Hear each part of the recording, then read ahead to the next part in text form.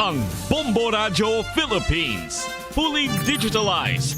Numero 1 sa balita, komentaryo, drama at serbisyo publiko.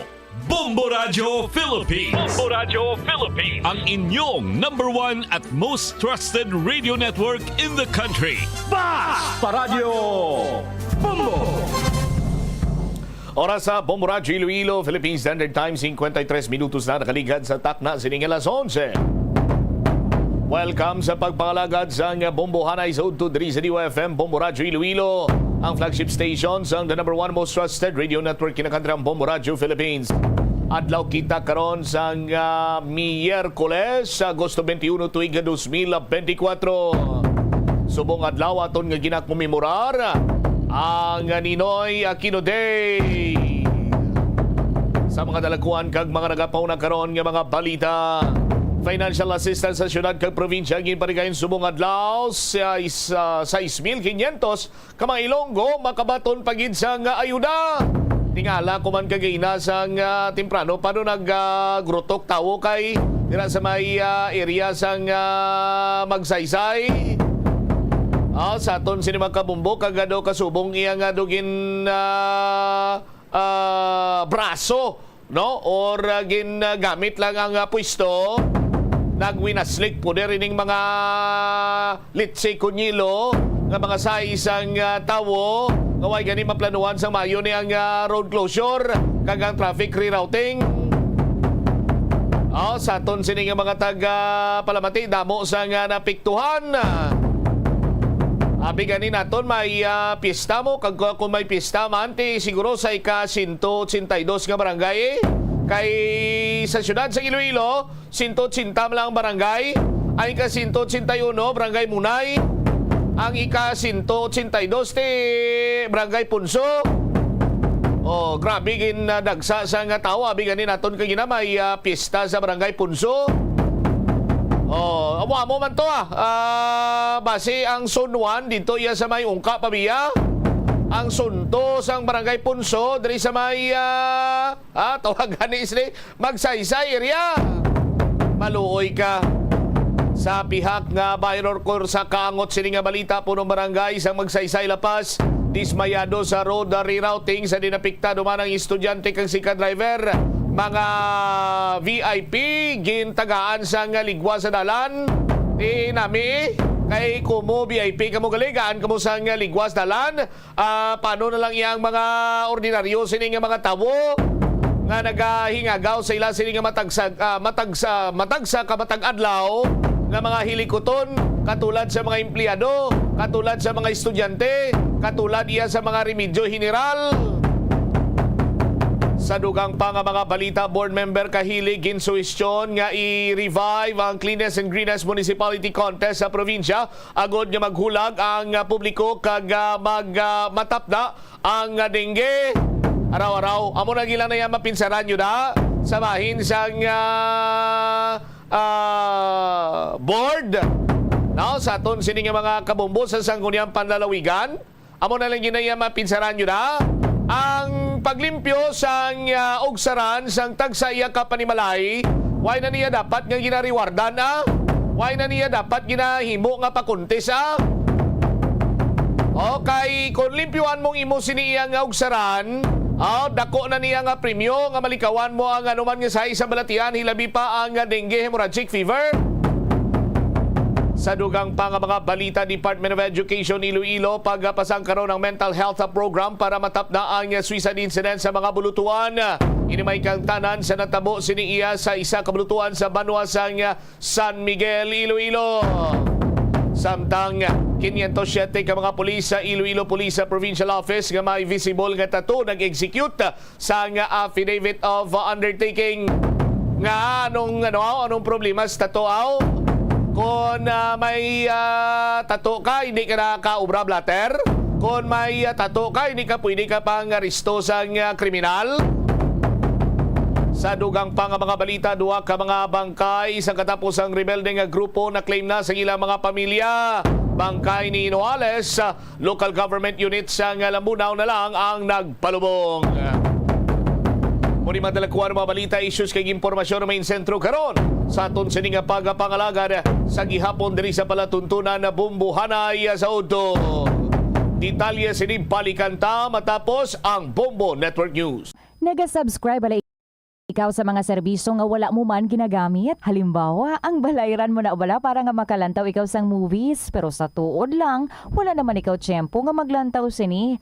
Hapos lang libatan ang bulanan nga mga subscription sa streaming services kag mobile apps. Kag wala ka lang nakadipara, ma-charge na ini sa imo nga bank account bisan nga wala mo man regular nga ginagamit. I-review gid ang imo nga ginagastuhan sa mga charges kaangay sini. Kag ikonsiderar man ang pagkanselar sa mga hindi kinahanglanon nga mga subscriptions agod nga mas magamit mo ang imo kwarta sa mas kinahanglanon nga mga butang. Ini nga pahanumdom ang ginadulong sa imo sang the #1 and most trusted radio network in the country, Bombo Radio Philippines. Basta Radio Bombo!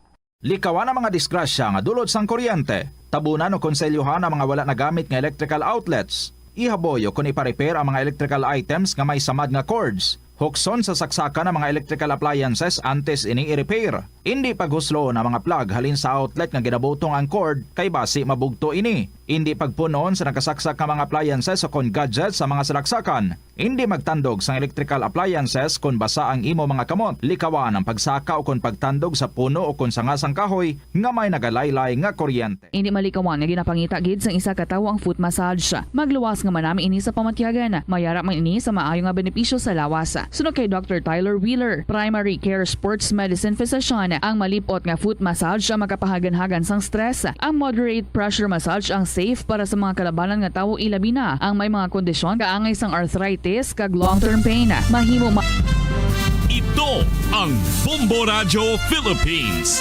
Fully digitalized. Numero 1 sa balita, komentaryo, drama at serbisyo publiko. Bombo Radio Philippines. Bombo Radio Philippines. Ang inyong #1 at most trusted radio network in the country. Basta Radio Bombo!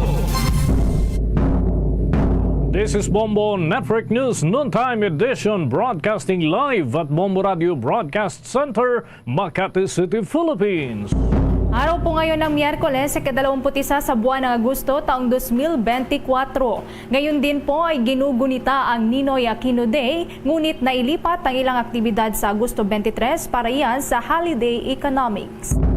Sa ating mga headlines, Vice President Sara umapila sa mas mahigpit na seguridad sa Ninoy Aquino International Airport matapos na kumalat ang kanyang larawan sa paliparan ng bumiyahe ito patungo ng Germany kasama ang kanyang pamilya. Partido Federal ng Pilipinas naman itinanggi ang lumabas na senatorial lineup. Koalisyon, wala pa daw lineup sa ngayon. Ang Philippine Health Insurance Corporation binawi ang pangako na irerekomenda kay Pangulong Marcos ang pagbaba doon sa buwan ng premium contribution ng mga miyembro nito. Ang Department of Foreign Affairs naman nagpaliwanag sa naging kasunduan sa Amerika ukol sa mga Afghan nationals. State of calamity dahil sa dengue cases, posible na rin daw ideklara sa Iloilo City at ilan pang lugar nagdeklara na rin ng state of calamity dahil sa dengue. Ilang bahagi naman ng Benguet, posibleng magdeklara ng state of calamity dahil sa patuloy na lumulobong kaso ng dengue. At deadline para naman sa full-scale investigation ay sasagawa hinggil sa pagkakapuslit palabas ng ating bansa ni dating Bamban Tarlac Mayor Alice Goo ay pinamamadali. Ayon yan sa Palasyo Malacanang. At live nationwide via satellite, dumako na tayo sa mga detalye ng ating mga balita. Umaapila ngayon si Vice President Sara Duterte para sa mas mahigpit daw na seguridad na ipapairal sa Ninoy Aquino International Airport. Yan ay matapos na kumalat umano ang kanilang larawan habang papaalis ng ating bansa patungo ng Germany kasamang kanyang pamilya na isang scheduled flight nung nakalipas na buwan. Nanawagan din ng Vice Presidente sa publiko na irespeto ang kanyang privacy. Sa naging pagdinig nga ng Senado sa panukalang pondo ng Office of the Vice President para sa 2025, sinabi ni Vice President Sara Duterte na ang source ng naturang video ay isang media personnel na nakadeploy para naman mag-cover sa Ninoy Aquino International Airport. Anya, isang safety concern ang pagpapalabas ng press ng kanyang pagbiyahe kasamang kanyang pamilya. Kaugnay niyan, narito ang bahagi ng naging pahayag ni Vice President Sara Duterte. Tao na ito is a media person na-assigned permanently, I think, sa NAIA because this is the second time na nilabas niya yung istorya sa mga anak ko. Yung una, when I left for Singapore, year 2021. Wala naman akong problema doon. Ang aking problema lang is itong tao na ito, nilalabas niya pati yung information na kasama ko yung mga anak ko.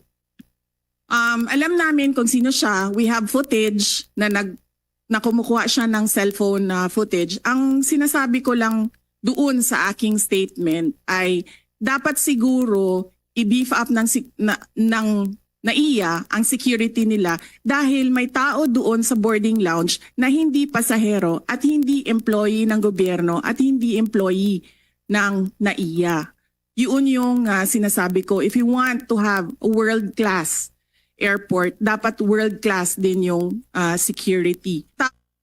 Bahagi yan ang pahayag ni Vice President Sara Duterte kaugnay pa rin ng isyu ng seguridad dyan sa Ninoy Aquino International Airport. Matatandaan na una ng umani ng samusaring reaksyon ang pagbiyahe ng Vice Presidente papalabas ng ating bansa dahil nataw nito sa matinding bagyong nanalasa dito sa Pilipinas, partikular na ang bagyong Karina na umabot sa super typhoon category habang may habagat din na nagdulot naman ng mga pagbaha sa malaking parte ng Luzon at pati na sa ilang lugar dyan sa Visayas.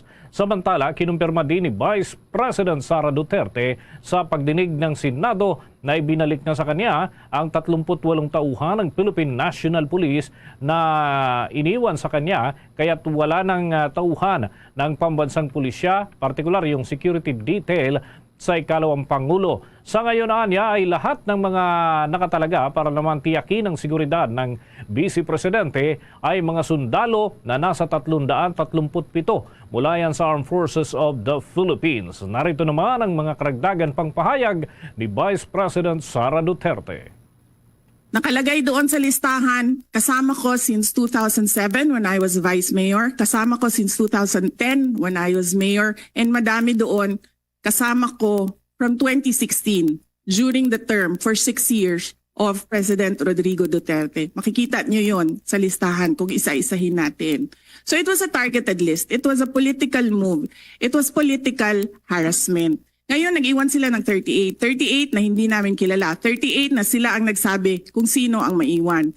Sinalatan namin sila.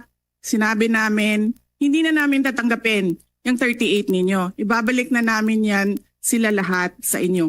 So there are no more PNP personnel in the Office of the Vice President. Ang naiwan na lang ay yung mga nasa VP, SPG under the Armed Forces of the Philippines. Yan ang patuloy ng mga pahayag ni Vice President Sara Duterte kaugnay naman ng isyong seguridad ng tanggapan ng pangalawang Pangulo o Office of the Vice President.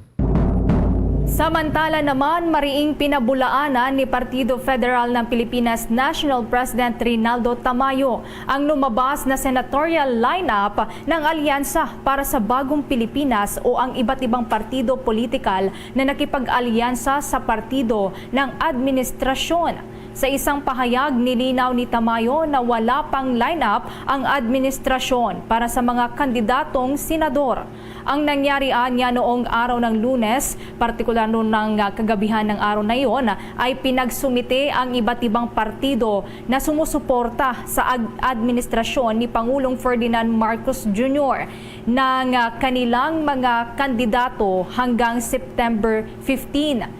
Kaya ang anuman anyang umiikot na listahan ay walang katotohanan.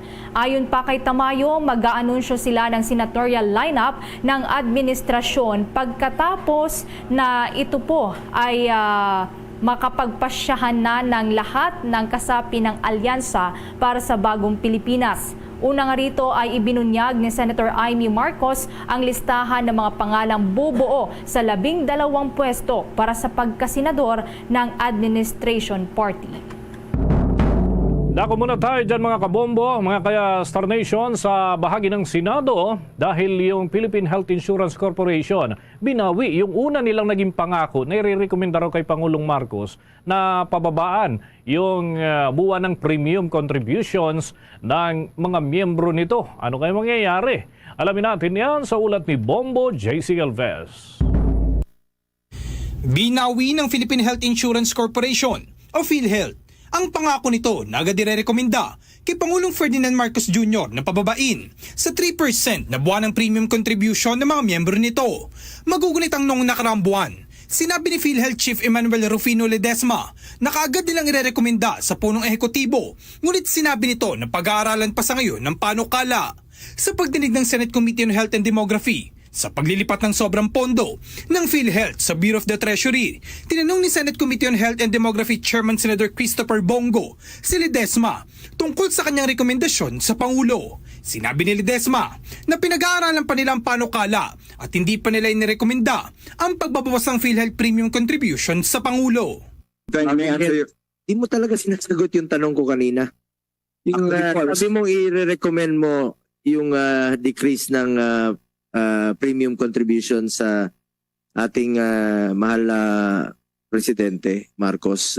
Nagawa mo na ba ito? Nangako ka last hearing na i-recommend mo ito. Iniwasan mo ba yung tanong ko? Actually, Senator, this is how I recall in the last hearing, I mentioned we will thoroughly study po the possibility of recommending whether the premium contributions will be brought down, decrease in premium contributions. We are still po in the process of reviewing and studying po. Kaya wala po pa tayong rinirekomende kay President Marcos kasi pinag-aaralan po pa rin po ng PhilHealth. Iwas puso ito. Matapos sabihin ni Ledesma na nirerepaso pa nilang panukala, tahasang sinabi ni Go na iwas pusoy si Ledesma. Gayunpaman, siniguro ni Ledesma na tumutupad ang PhilHealth sa mga pangako nito at 110% nilang suportado ang pagpapababa sa premium contribution sa 3.25% sa taong 2025 na layunin ngayon sa pag-amyenda sa Universal Healthcare Law. Bukod dito, sinabi rin ng opisyal na itutuloy ngayon ng PhilHealth Agosto 21 ang pagre-remit ng 10 bilyong piso mula sa sobrang pondo nito tungo sa pamahalaan. Bahagi ito ng 89.9 billion pesos na in-impound ng Department of Finance mula sa PhilHealth. Ito ang kasunod ng naunang 20 billion na narimit na ng PhilHealth noong Mayo. Ayon kay Ledesma, sinusundan niya ang pahayag ni Finance Secretary Ralph Recto na titigil sila sa paglilipat ng sobrang pondo tungo sa gobyerno kapag ipinatigil na ito ng Korte Suprema. And most trusted radio network in the country, Bombo Radio Philippines Basta Radio. Bombo! Bombo International News. Tumiwalag ang isang Army Staff Sergeant ng North Korea at naglakad patungong South Korea. Ayon sa South Korean military, ang naturang individual ay mag-isang naglakad sa kalsada sa Eastern Gangwon Province patungo sa Eastern Front ng South Korea. Suot-suot niya ang kanyang military uniform nang ginawa niya ito. Agad naman siyang dinala ng militar sa mga akmang ahensya na nagpuproseso sa mga North Korean defectors. Mula noong ang Enero ng kasalukuyang taon hanggang nitong buwan ng Hunyo, mayroon ng kabuang 105 katao na kumalas mula sa North Korea. Marami sa kanila ay mga sundalo, diplomat at iba pa. Noon namang nakalipas na taon, umabot na sa 176 ang kabuang bilang ng mga North Korean national na tumalikod sa kanilang bansa at piniling manirahan na lamang doon sa South Korea. Sa iba pang balita sa ibayong dagat, nagsagawa naman ng live missile drill ang Taiwan sa southern Pengtong County. Mahigit 200 nautical miles ang layo nito mula sa pinakahilagang isla ng Batanes. Nagsisilbing sentro ng simulation ang interception o pagharang sa mga kalaban at pagpasok ng mga armas pandigma. Dito ay sinubukan ng militar na paputukin ang Skybow 3, isang surface-to-air anti-ballistic missile at anti-aircraft defense system na ginawa mismo ng Taiwan. Pinalipad din ng naturang estado ang US-made Patriot 2 missile na nakabase po yan sa may Jopeng sa may southern Pingtung County. Ayon naman kay Defense Ministry spokesman Sun Lifang, naging maayos ang missile drill at nagawa nilang pabagsakin ang lahat ng kanilang target. Maliban nga sa mga naturang missile, nagpalipad din ang Taiwan ng dalawang RIM-66 standard missile mula po yan sa isang frigate na nasa karagatan na sakop nito. Kasabay nga ng isinagawa pong military drill ay iniulat naman ng Defense Ministry ang presensya ng 5 Chinese aircraft sa may palibot ng Taiwan. Habang ang barko naman ng Chinese Navy ang umano'y umaaligid sa karagatan nito. Kung maalala nitong huling bahagi po ng Hulyo ay isinagawa rin ng Taiwan ang tauna nitong military exercises na kinapupalooban po yan ng air at naval exercise. Sa mga karagdagan pa pong balita sa ibayong dagat, muling nagbigay ng mensahe si US President o US Vice President Kamala Harris sa ikalawang gabi ng nagpapatuloy na Democratic National Convention sa Chicago. Si Vice President Harris nga ay kasalukuyang nangangampanya sa Milwaukee, Wisconsin, kung saan niya direktang ibinahagi ang kanyang talumpati sa mga Democrat supporters na kasalukuyang nagtitipon sa Chicago. Katulad ng pagtanggap sa kanya sa unang araw ng convention kahapon, sinalubong muli ng mga palakpakan at standing ovation ang pangalawang Pangulo ng Amerika. Muli ding nagpasalamat si Harris sa suporta ng kanya natanggap kapwa mula yan sa Chicago at Wisconsin, kung saan dahil sa dami ng supporter, isanaan niya itong People Power Campaign. Kasama naman ni Vice President Harris ang kanyang napiling Vice President na si Governor Tim Walz. Narito, pakinggan natin ang bahagi ng naging pahayag ni US Vice President Kamala Harris. Convention, well, they just completed their roll call. And they have nominated Coach Walz and me to be the next Vice President and President of the United States of America. And I thank everyone there and here for believing in what we can do together. We are so honored to be your nominees. This is a people-powered campaign, and together we will chart a new way forward. A future for freedom, opportunity of optimism and faith. Samantala, nakatakda namang bumalik si Vice President Harris sa Chicago 2 araw mula ngayon upang muling magsalita naman sa naturang convention. Ang araw nga na iyon, August 22 oras sa Amerika, ang pagtatapos ng naturang convention. Balik naman sa mga balita sa Pilipinas. Nagpaliwanag ang Department of Foreign Affairs. Ukol yan sa naging kasunduan nito sa Estados Unidos na pagpayag sa mga Afghan refugees na manatili pansamantala dito sa Pilipinas.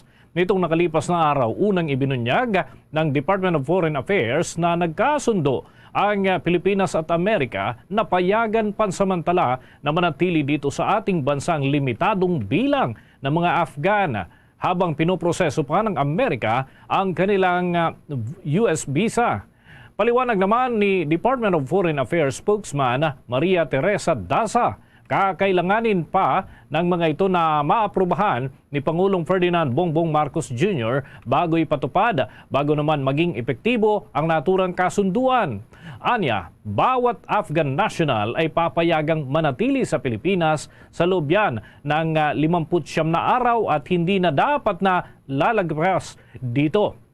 Bawat isa doon sa kanila ay sasailalim naman sa mahigpit na security vetting ng mga otoridad dito sa Pilipinas sa ligyan sa standard immigration examination sa mga dumarating para pumasok dito sa ating bansa. Samantala, ayon naman kay United States Embassy spokesman Kinishka Gandapiyay, ang mga Afghan mga kabombo ay pansamantalang mananatili sa Coordinator for Afghan Relocation Efforts Facility dito yan sa Pilipinas. Hindi naman nagbigay pa ng karagdagang komento ang US official upang ilahad ang kabuuan ng plano para naman sa naturang mga Afghan nationals. Ilang mga Afghan nga ang pumasok na dito sa ating bansa at yan ay madaragdagan pa sa hinaharap na panahon. Sa kasalukuyan mga kabombo ay patuloy pa ang pinag-uusapan ng Pilipinas at Amerika ang magiging timeline ng pagpasok at pananatili ng mga ito dito sa ating bansa. Samantala, nanindigan naman si Senator Sherwin Gatchalian na itutuloy ng Senado ang pagsasampa ng kasong kriminal laban kay Go Waping na kilala rin bilang Alice Go para sa perjury at para yan sa kanyang patuloy na pagsuway sa sabina ng Senado sa kabila ng mga ulat na nakaalis na ito sa bansa. Kahit na nakaiwas sa otoridad ang natanggal na alkalde, sinabi ni Senator Gatchalian na sisiguraduhin niyang mananagot ang mga tumulong sa pagtakas ni Go. Saad pa ng senador, isang sampal sa Bureau of Immigration maging sa Civil Aviation Authority of the Philippines at kung sino man ang in charge doon sa paliparan. Gayon din ang manager nito kung sakali mang nakaalis ng bansa ang na-dismiss na alkalde. Hindi bas-bastaan niya na makakalabas ang isang individual sa isang paliparan nang hindi na-detect at hindi makakalagpas sa airport kung wala ding dokumento. Gayunpaman, binigyang diin ng senador, ang pagtakas ni Go ay hindi dapat na maging hadlang sa pag-usig ng gobyerno sa kanya. Binigyang din ng mambabatas na ang mga maling pahayag habang nasa ilalim ng panunumpa ay paglabagyan sa Article 1A3 ng Revised Penal Code. Gayon din ang pagtanggi ni Go na dumalo sa mga pagdinig ng Senado ay paglabag sa Article 150 ng Revised Penal Code na nagpaparusa sa mga sumusuway sa imbitasyon ng Kongreso na dumalo sa mga pagdinig. Kung matatandaan nga, nag-issue ang Senado ng arrest order laban kay Go at iba pang individual dahil yan sa pagtanggi nilang dumalo sa mga pagdinig na isinagawa ng Committee on Women, Children and Family Relations at Gender Equality. Oras natin sa buong kapuluan, 19 na minuto na, makalipas ang alas 12 ng tanghali. Abangan pa mga kabombo, mga ka-Star Nation ng full-scale investigation. Meron itong deadline ay tinatakda ni Pangulong Ferdinand Bongbong Marcos Jr. Alamin natin kung hanggang kailan ang naturang pagdinig at mailitaw ang resulta ng investigasyon. Yan at iba pang mga balita, susunod na. Want to know what makes Enhypen's performances so explosive? Dunkin' Choco Bang! Yeah! Explosive bawat bite kasi chocolate-coated na, Bavarian-filled pa. Explosive ang flavors kasi may 3 banging toppings na. Big Bang BTN, and Big Bang Nutty. Yeah! Kaya ang Enhypen, explosive ang bawat galaw. Nothing like Dunkin' Choco Bang! Dunkin', pasalubong ng bayan.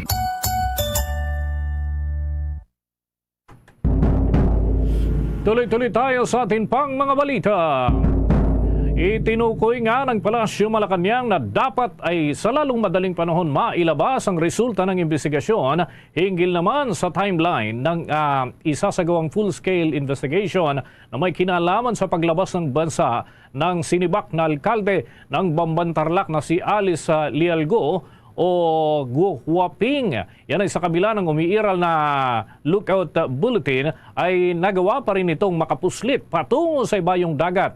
Maliban nga dito ay wala pang ibinibigay na detalye ang Executive Secretary na si Lucas Bersamin hinggil naman kung gaano kabilis ang itatakbo ng naturang pagsisiyasat.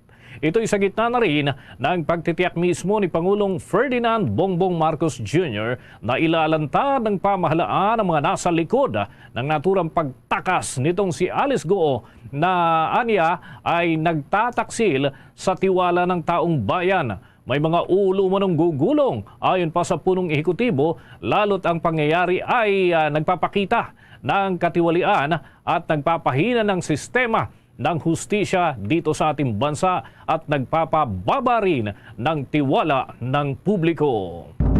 Samantala, ibinasura naman ng Commission on Elections ang aplikasyon ng isang grupo na Batang Quiapo bilang party list organization.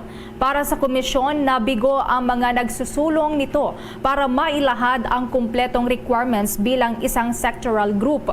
Bahagi kasi ng panuntunan ay patunayan ng isang grupo na sila ay kumakatawan sa isang marginalized group.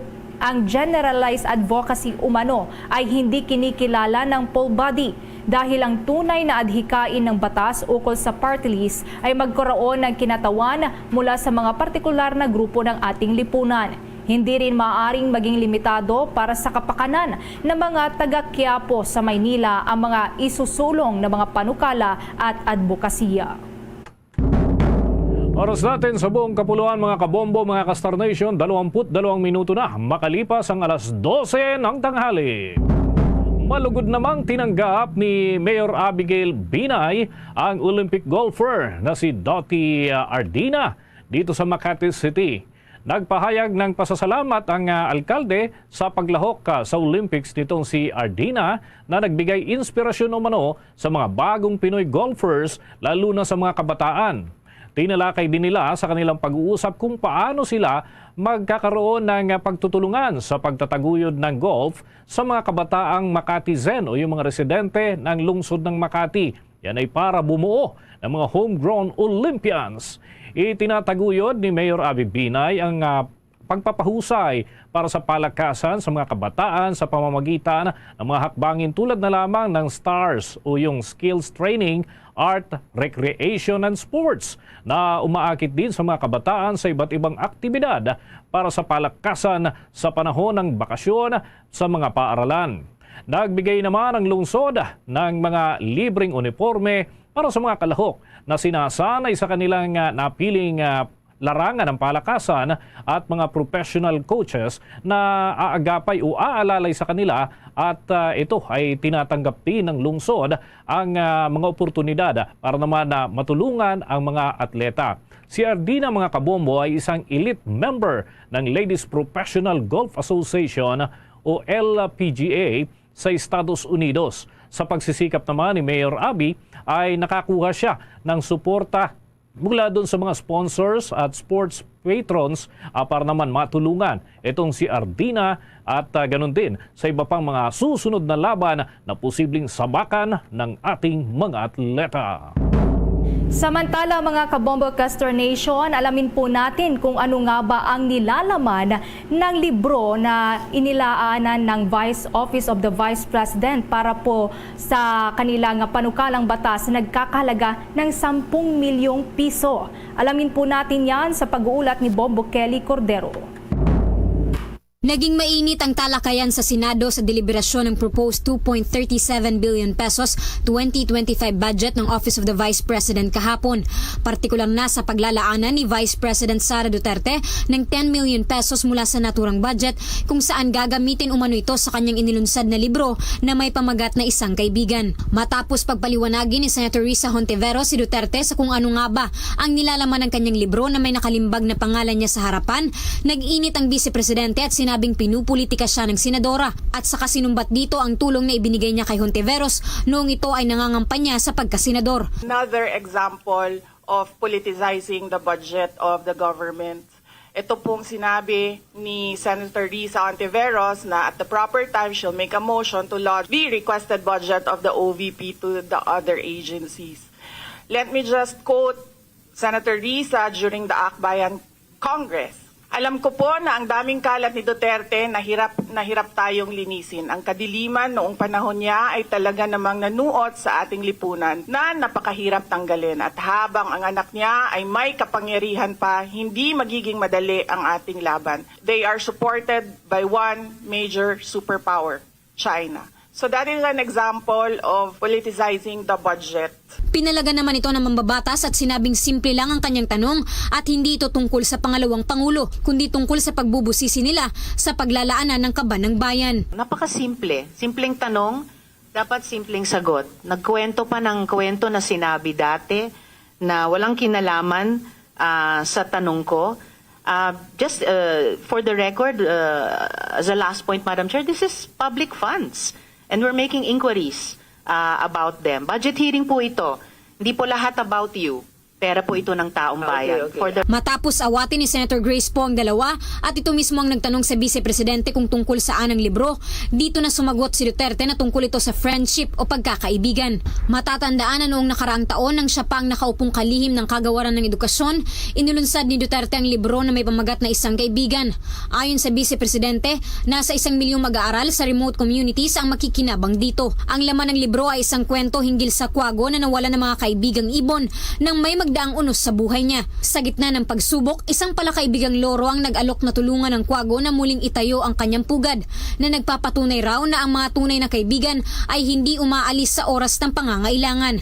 Ayon kay Duterte, ang aral sa libro ay mayroon pa ring kaibigan na babalik at tutulong sa gitna ng unos na mararanasan natin sa buhay. Samantala, sa author naman ng libro, makikita ang larawan ni Vice President Duterte kung saan may nakasulat din dito na siya ang ika-15 pangalawang Pangulo ng Pilipinas at kalihim ng kagawaran ng edukasyon.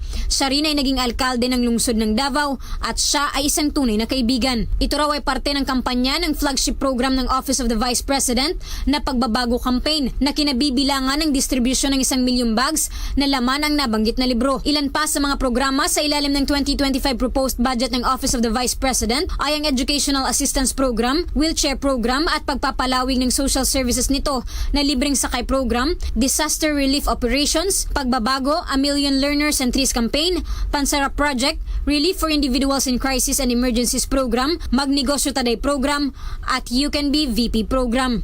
Para sa Bombo Network News, Bombo Kelly Cordero nag-uulat para sa number 1 and most trusted radio network in the country, Bombo Radio Philippines. Basta Radio, Bombo! Naghatid niyan sa atin sa oras na 28 minuto na makalipas ang alas 12 ng tanghali. Pinalawig naman ng Korte Suprema ang preventive suspension ni na Judge Albert Cancino at empleyado na tinukoy na si Mary Joy Lagman ng Pasay City Regional Trial Court Branch 108. Ito'y habang nagpapatuloy ang investigasyon sa kanilang pagkakasangkot sa isyu ng suhulan. Tinanggap ng Korte Suprema ang rekomendasyon ng Judicial Integrity Board na unang nagsagawa ng pagsisiyasat hinggil naman sa naturang issue. Matatanda ang inilagay sa preventive suspension ng huwes noong 28 ng Mayo ng taong kasalukuyan matapos ang pinaghihinalaan na insidente kung saan tumanggap daw ng nasa 6 na milyong piso mula sa isang litigant, kapalit naman ng paborableng desisyon sa isang kasong administratibo. Layunin umano ng suspensyon na maiwasang maimpluwensyahan nitong sinuspinding huwes ang anumang proseso ng investigasyon, maging ang mga ito, yung mga tao na kabahagi rin sa naturang usapin. Samantala, tinatayang nasa 47,000 na litro na ng langis ang nakolekta mula sa barkong lumubog sa May Manila Bay noong nakalipas po yan na buwan ayon sa Philippine Coast Guard. Base nga sa kinuntratang Salvor na Harbor Star na nakatoka sa pagtanggal ng langis, nasa 9,000 litro kada oras ang flow rate ng langis sa kasagsagan po yan ng isinagawang operasyon. Ayon pa sa Philippine Coast Guard, nagsagawa ang BRP Sindangan ng Sea Surface Surveillance at monitoring habang nagsagawa naman ng oil sampling sa may ground zero ang mga otoridad. Nagsaboy din ang Philippine Coast Guard vessel ng dispersant at gumamit na rin ng water cannon para mabawasan ang oil sheen sa ground zero. Nagsagawa din ito ng assessment sa bisinidad ng katubigan sa pamamagitan ng drone aerial surveillance. Samantala, wala naman nang naobserbahan na oil sheen mula sa isa pang lumubog na MT Jason Bradley na nagdulot din ng pagtagas ng langis. Pagdating naman sa sumadsad na MV Mirola 1, sinimulan na ng Salvor na Morning Star ang pag-secure sa lugar para yan sa plugging bilang paghahanda na rin sa pagtanggal ng tubig dagat na napunta doon sa may barko. Oras natin sa buong kapuluan, 29 na minuto bago sumapit ang 1:00 ng hapon. Natuklasan mga kabombo na lumabag sa ipinapatupad na price freeze dito sa Metro Manila o National Capital Region.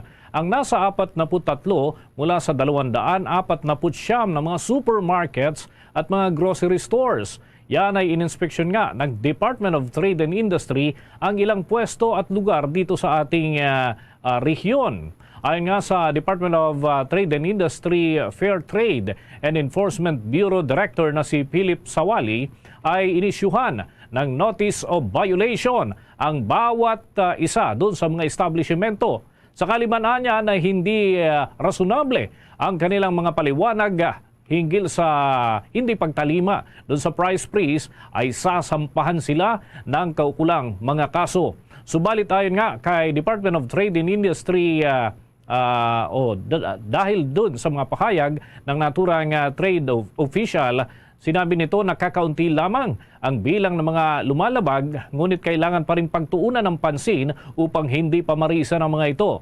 Sa kabuuan ay may mga complainant umano na mga retailer at ito ay makakatulong ng malaki para sa pag-usad ng kaso laban doon sa mga nasa likod ng pag-abuso sa umiiral na price freeze. Matatandaan na una nang nag-issue ng advisory ang Department of Trade and Industry noon pang Hulyo 26 kaugnay sa automatic price freeze sa Metro Manila at 6 pang mga probinsya matapos ka na ilagay sa state of calamity. Dahil naman sa malawakang pagbaha, dulot yan ng pananalasa ng Super Typhoon Karina at habagat na nagpabaha sa malaking parte ng Metro Manila kung saan ang ilang lugar nga ay lagpas tao ang naitalang level ng tubig. Iniulat naman ng Department of Health na nasa kabuang 396 katao na sa buong Pilipinas ang nasawi dahil sa dengue. Kasabay na rin ang nagpapatuloy na pagtaas pa ng mga kaso ngayong panahon ng tag-ulan. Base nga sa latest data mula sa ahensya, naitala ito mula buwan ng Enero 1 hanggang Agosto 10 ng kasalukuyang taon. Mas mababa ito kung kumpara naman sa 421 na nasawi sa parehong period noong nakalipas na taon. Naobserbahan naman ang 24% na pagtaas sa mga kaso ng dengue mula sa 18,784 noong June 30 hanggang July 13 sa 23,219 noong July 14 hanggang July 27 ng kasalukuyang taon. Bagamat nasa 13,369 ang naitala noong July 28 hanggang nitong Agosto 10, sinabi ng Department of Health na posibleng ito daw ay dahil sa late na pagpapakonsulta ng mga dinapuan ng sakit at mga naitatalang mga reports. Sa kabuuan, nasa 150,354 na ang kaso ng dengue sa buong Pilipinas simula Enero 1 hanggang Agosto 10 ng kasalukuyang taon. Nakitaan naman ang pagtaas ng kaso ng dengue sa lahat ng rehiyon maliban na lamang sa Soxargen, Zamboanga Peninsula at sa may Bicol Region. Samantala nitong araw nga ng Lunes, sinabi ni Health Secretary Ted Herbosa na nakatakda siyang magdeklara ng dengue outbreak matapos na umabot na nga sa outbreak level ang bilang ng mga kaso ng dengue dito sa ating bansa. Oras natin sa buong kapuluan mga kabombo, mga ka-Star Nation, 26 na minuto bago sumapit ang 1:00 ng hapon. Naniniwala ang Quad Committee ng Kamara de Representantes na malabong malusutan ng Duterte administration ang sinasabing nanlaban yung mga napatay sa war on drugs ng nakalipas na administrasyon. At ito ay lalo na't nagsasagawa na ngayon ng malalimang investigasyon ang International Criminal Court o ICC sa nasabing kontrobersiya. Iniulat din ng Quad Committee unang mga lupon dyan sa Kamara na binubuo ng 4 na bahagi na ang extrajudicial killing sa nakalipas na administrasyon ay 52 kaso ang tanging nagkaroon ng investigasyon noong taong 2020. Naniniwala rin ang komite na sa pagpapatuloy nga ng kanilang fact-finding investigations ay marami pa ang malalaman ng publiko at may lalahad. Ito ay bukod dun sa mga natuklasan na mga illegal na operasyon ng Philippine Offshore Gaming Operators, illegal at maraming iba pa na may uugnay din pala dun umano sa mga nakalipas na aktibidad ng mga tiwali at yung mga gumagawa ng illegal na aktibidad. Maliban nga kay dating Bureau of Customs Intelligence Officer Jimmy Guban, marami pang mga testigo ang inaasahan din na haharap sa serye ng mga pagdinig. Sa puntong ito ng ating balitaan, dako muna tayo sa mga ulat ng ating mga himpilan. Yung state of calamity, posible na rin daw na maideklara sa bahagi ng Iloilo City. Alamin natin yan mga kabombo dahil yung probinsya ng Iloilo nauna na nagdeklara ng state of calamity. Kaugnay pa rin ito sa mga dengue cases sa naturang bahagi ng ating bansa. Alamin natin yan sa kabuuang ulat ng Bombo Radio Iloilo.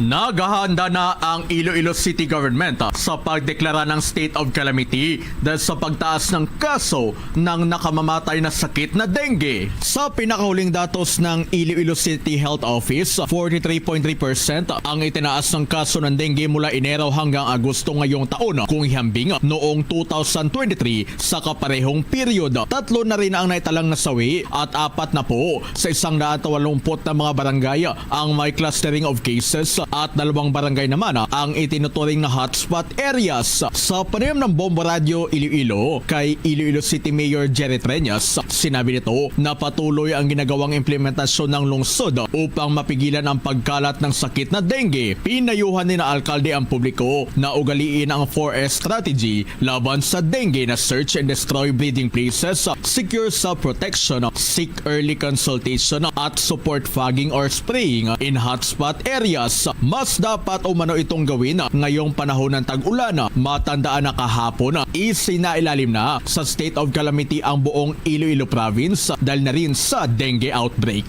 We are studying the possibility of maybe declaring also a state of calamity for Iloilo City, but ginatanaw pa ang iba ng mga parameters. Si Iloilo City Mayor Jerry Treñas para sa Bombo Network News.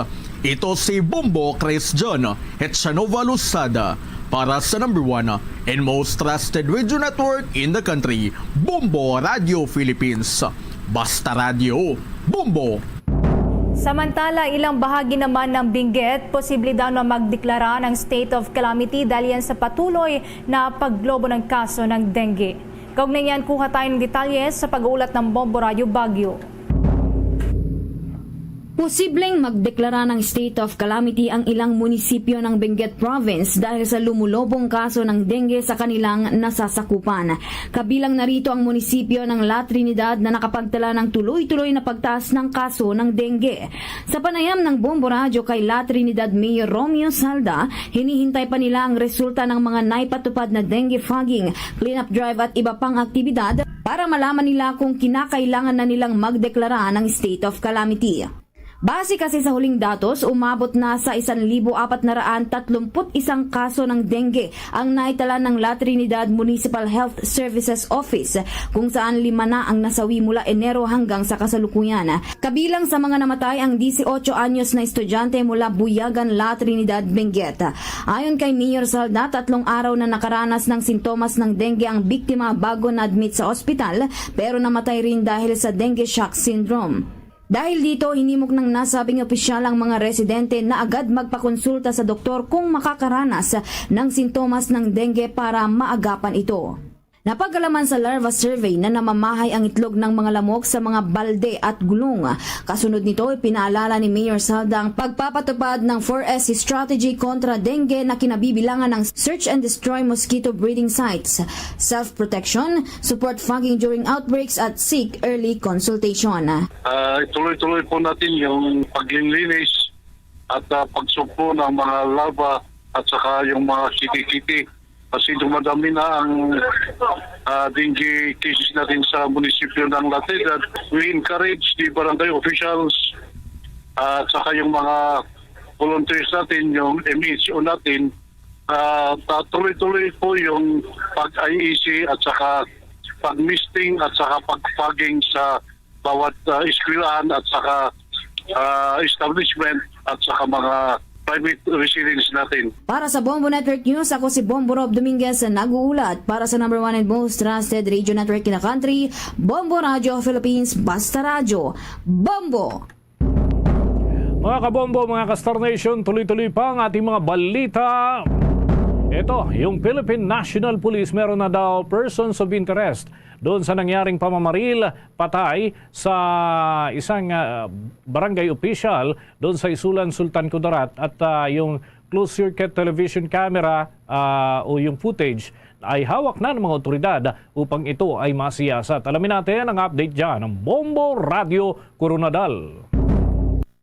May natukoy na umanong persons of interest ang pulisya sa pamamaril patay sa barangay chairman ng Barangay Lagilayan sa bayan ng Isulan, Sultan Kudarat. Ito ang inihayag ni Police Lieutenant Colonel Julius Malcontento, hepe ng Isulan PNP sa panayam ng Bombo Radio Coronadal. Kinilala ang nasawi na si punong barangay Amado Serra Jr., 64 years old, may asawa at residente ng Purok 5, Barangay Lagilayan sa nabanggit na bayan. Ayon kay Malcontento, lumabas sa kanilang investigasyon na mula sa barangay hall ang biktima at bibili lang sana ng isda bago umuwi nang nag-overtake ang dalawang hindi pa matukoy na identity ng mga suspect. Dahil sa sunod-sunod na pagpapuputok ng suspect ay nagtamo ng tama ng bala sa iba't ibang bahagi ng kanyang katawan ang biktima na naging dahilan ng kanyang agarang pagkamatay. Isinugod pa ito sa hospital ngunit idineklara na itong dead on arrival. Sa ngayon, nagpapatuloy ang malalimang investigasyon ng mga otoridad upang matukoy ang mga suspect at malaman ang motibo ng pagpaslang sa opisyal ng barangay. Sa katunayan, hawak na rin ng pulisya ang CCTV footage na makatutulong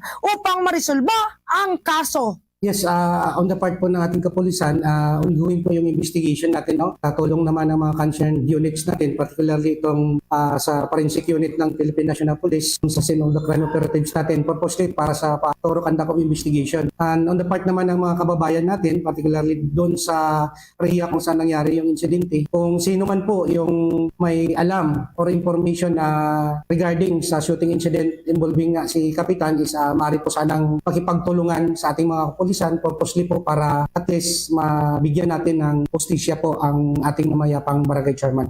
Ang naging pahayag ni Police Lieutenant Colonel Julius Malcontento, ang hepe ng Isulan PNP, sa panayam ng Bombo Radio Coronadal. Yan ang ulat mula rito sa Bombo Radio Coronadal para sa Bombo Network News. Ito si Bombo Mira Serbo para sa the #1 and most trusted radio network in the country.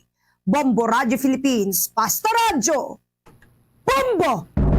Iba't ibang labor groups naman nanawagan ng 150 pesos na karagdagang sahod sa Central Visayas. Una sa 5 public hearing, sinimulan na. Kaugnayan, kuha pa tayo ng detalye sa pag-uulat ng Star FM Cebu.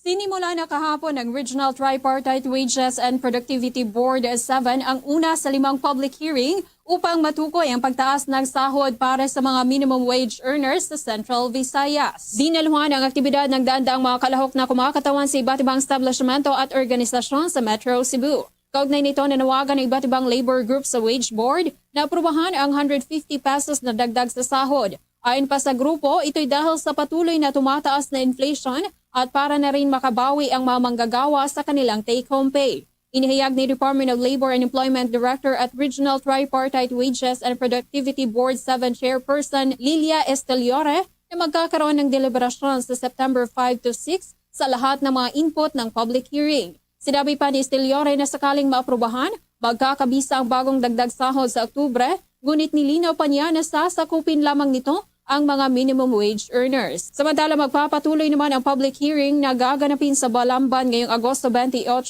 Bugos City sa Agosto 30, Dumaguete City sa September 3 at Tagbilaran City sa September 4.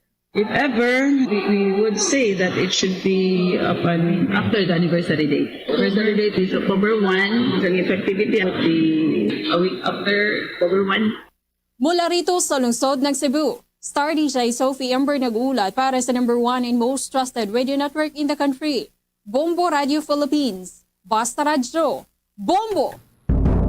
Oras natin mga kabombo, mga ka-Star Nation, 15 minuto bago sumapit ang 1:00 ng hapon. The time check was brought to you by Dunkin, pasalubong ng bayan. Patuloy pa rin na umaani ng samot-saring reaksyon ang naging bangayan doon sa Senado ng nitong si Vice President Sara at ng ilang senador, lalo na itong si Senator Risa Ontiveros. Pati na yung issue tungkol sa libro ay naging laman ngayon ng mga usap-usapan. Yung paglalagay nga ni Vice President Sara ng kanyang pangalan sa libro na ipapamigay doon sa mga mag-aaral ay umaani ngayon ang samot-saring reaksyon. Alamin natin ang nakalap na impormasyon ng Bombo Radio Dagupan. The Vice President should answer it nonchalantly. Yan ang binigyang diin ni Attorney Emmanuel Serra, constitutional lawyer kaugnay sa naging sagutan ni na Vice President Sara Duterte at Senator Risa Hontiveros sa pagdinig ng panukalang pambansang budget ng Office of the Vice President na nagkakahalaga ng 2.37 billion pesos para sa susunod na taon. Nag-ugat ang sagutan ng dalawa ng usisain ni Hontiveros kung ano ang paksa ng librong inakda mismo ni Duterte na pinondohan naman ng 10 milyong piso at ipamamahagi ng Office of the Vice President sa mga mag-aaral sa iba't ibang bahagi ng bansa. Ayon kay Attorney Serra na maraming nasabi ang Vice Presidente dahilan upang pag-usapan ang balita, kung saan naging mas emosyonal din ang kasagutan nito noong matanong na siya ni Hontiveros patungkol sa libro. Anya ay sinabi na lamang sana nito na parte lamang iyon ng kanyang trabaho bilang Vice Presidente. Samantala nakikita naman nito na isang paraan para tumaas ang pagkilala kay VP Sara ang paglalagay nito ng kanyang pangalan sa nasabing libro. Bagamat hindi man kinakailangan na ilagay niya ito, pero isa itong paraan para kumalat ang pangalan niya at mas makilala sakali mang tatakbo ito sa pagkapangulo sa 2028 presidential election. Is that this is done and it is not necessary, but it's actually in aid of spreading the name of Vice President Sara, who by implication is would be intending to run for president in the 2028 elections. Para sa Bombo Network News, mula rito sa Bombo Radio Dagupan, Bombo Oliver Dacumus nag-uulat para sa number 1 and most trusted radio network in the country, Bombo Radio Philippines. Basta Radio, Bombo! Samantala, ang rank number 5 sa katatapos lamang na psychometrician licensure examination hindi pa rin makapaniwala matapos na mapabilang sa listahan ng mga top-notcher.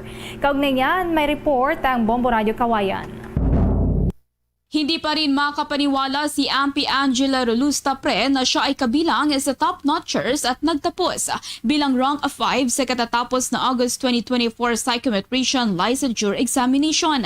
Sa exclusive interview ng Bombo Radio Kawayan kay Ampie, sinabi niya na in shock pa rin siya dahil sa overwhelming messages na kanyang natatanggap mula sa kanyang mga kaanak at kaibigan.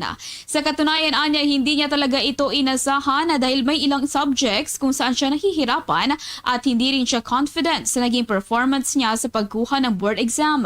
Siya ay unang kumuha ng kursong BS Psychology sa University of St. Louis, Baguio dahil sa kanyang hangaring makatulong sa kapwa. Hindi naging madali para sa kanyang pag-aaral sa kolehiyo, subalit nagawa niya pa rin makapagtapos ng may Latin honors. Pag-amin naman niya na hindi buo ang kanyang loob sa pagkuha ng board exam dahil sa pressure at expectation sa kanya ng ibang tao, kaya naman ganun na lamang ang kanyang tuwa nang malaman niya na siya ay number 5 sa naturang board exam. Nagpapasalamat siya ngayon sa kanyang pamilya dahil sa kanyang nakamit na tagumpay. More than my hard work, more than my own hard work, more than my own perseverance sa endeavor na ito po, naniniwala po ako na yung pag-achieve ko po ng milestone na to, it's not only me, it's a culmination of the collective effort of the people around me. Hindi ko po mararating yung milestone na to without the support and the constant encouragement sa lahat po ng pagmamahal ng mga tao na nasa paligid ko po. At iyan ang ulat mula rito sa Bombo Radio Kawayan. Para sa Bombo Network News, ako si Bombo Jamaica Barbas. Para sa number 1 and most trusted radio network in the country, Bombo Radio Philippines. Basta Radio, Bombo! 10 minuto na lamang mga kabombo bago sumapit ang alauna ng hapon, umangat pa ng nasa 2.7% ang pineapple export ng Pilipinas para sa taong 2023 batayan sa talaan ng United Nations Food and Agriculture Organization. Sa naturang report mga kabombo, nagawa ng Pilipinas na makapag-export ng 600,000 metric tons ng pinya noon pong 2023. Ito ay mahigit 20,000 metric tons na mas mataas kumpara naman sa 580,000 metric tons noong taong 2022. Samantala ang China ang nagsilbing pinakamalaking buyer ng mga produktong pinya galing sa Pilipinas nitong nakalipas na taon na nasa 43% ng kabuang pineapple export nga ng ating bansa ay napunta doon sa China. Sunod sa China mga kabombo ang Japan na may hawak naman ng 30% market share, habang pangatlo ang pinakamalaking buyer sa listahan ng Pilipinas ay ang South Korea with 14%. Batay nga sa report ng Philippine Statistics Authority, ang produksyon ng pinya dito sa Pilipinas noong 2023 ay umaabot sa 2.74 milyong metriko tonelada. Bagyang mataas ito kumpara dun sa 2.72 metriko tonelada para sa taong 2022. Lalo pang dumami ang bilang ng mga lugar na nakikitaan ng mga bagong kaso ng African swine fever. Sa report mula sa Department of Agriculture, nagkaroon na ng re-emergence o muling paglabas ng mga bagong kaso ng ASF sa mga bayan ng Caramoran, Verac at Pandan. Maliban sa mga ito, nakitaan din ng presensya ng virus ang ilang mga piggery sa mga bayan ng Claveria at San Pascual sa Masbate. 7 bayan din ang natukoy na apektado ng sakit sa may Camarines Sur, Baaw, Pile, Nabua, Ocampo, Bula, Libmanan at sa may Presentasyon. Upang mapigilan naman ang lalo pang pagkalat ng sakit, nagsagawa na ng depopulation operation ang ahensya sa pamamagitan niya ng regional office nito sa Bicol.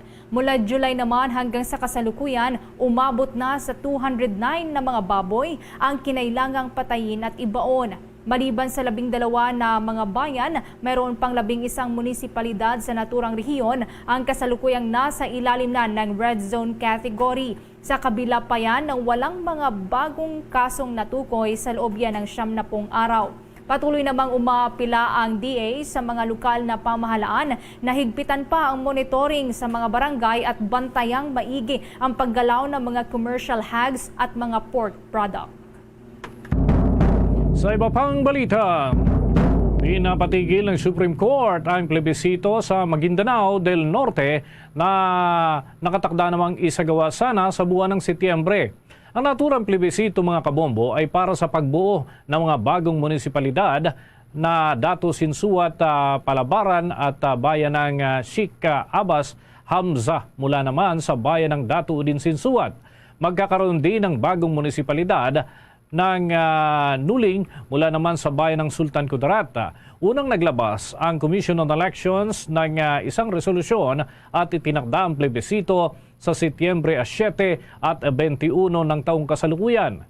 Gayunman, naghain ng petisyon ang isang grupo na pinamumunuan ni Dato Sajid Sinsuat na kumikisyon sa legalidad ng unang inilabas na Bangsamoro Autonomy Act number 53, 54 at 55 na siya namang bumuo sa 3 bagong munisipalidad mula yan sa kasalukuyang mga bayan sa Maguindanao del Norte. Kinwestiyon din mga kabombo ng petisyon o sa petisyon ang otoridad ni Interim Chief Minister of Bangsamoro Government at Bangsamoro Transition Authority Ahud Balawag Ibrahim ang nakaupong chief noong inilabas ang naturang Bangsamoro Act. Sa naging desisyon nga ng Supreme Court, Anbank, idiniklara nito na unconstitutional ang Section 5 ng Bangsamoro Autonomy Act number 53, 54 at 55. Sa ilalim ng naturang probisyon ay nakasaad na mga qualified voters para naman sa mga barangay na bumubuo sa mga bagong munisipalidad ang kwalipikadong makabahagi doon sa naturang plebisito. Pero git nga ng katastasang hukuman ang mga butante sa mga bubuuin ng mga bagong munisipalidad at ang kanilang mother municipalities ay dapat na kasali sa gagawing pagboto. Dahil nga dito ay pinagbigyan ng katastasang hukuman ang kahilingan ng mga petitioner na injunction relief, isang legal remedy kung saan po mga kabombo ay pinipigilan ang aksyon ng isang partido na ituloy ang anumang hakbang hinggil sa partikular na usapin. Siya naman ng Department of Education na simula sa susunod na taon ay makakatanggap na ang mga pampublikong guro ng mas magandang healthcare benefits kasama ang 7,000 piso na medical allowance. Batay sa inilabas nga na ang ahensya na statement, magkakaroon ng substantial increase ang medical examination allowance ng mga guro. Ito ay kabuuan na 500 piso. Ang 500 piso na adjustment ay dagdag yan sa kasalukuyang natatanggap ng mga kaguruan na 500 pesos mula pa noong 2020. Matatanggap na rin ng mga guro sa susunod na taon ang 7,000 piso na taunang medical allowance na unang ipinangako ni Pangulong Bongbong Marcos sa kanyang ikatlong State of the Nation address.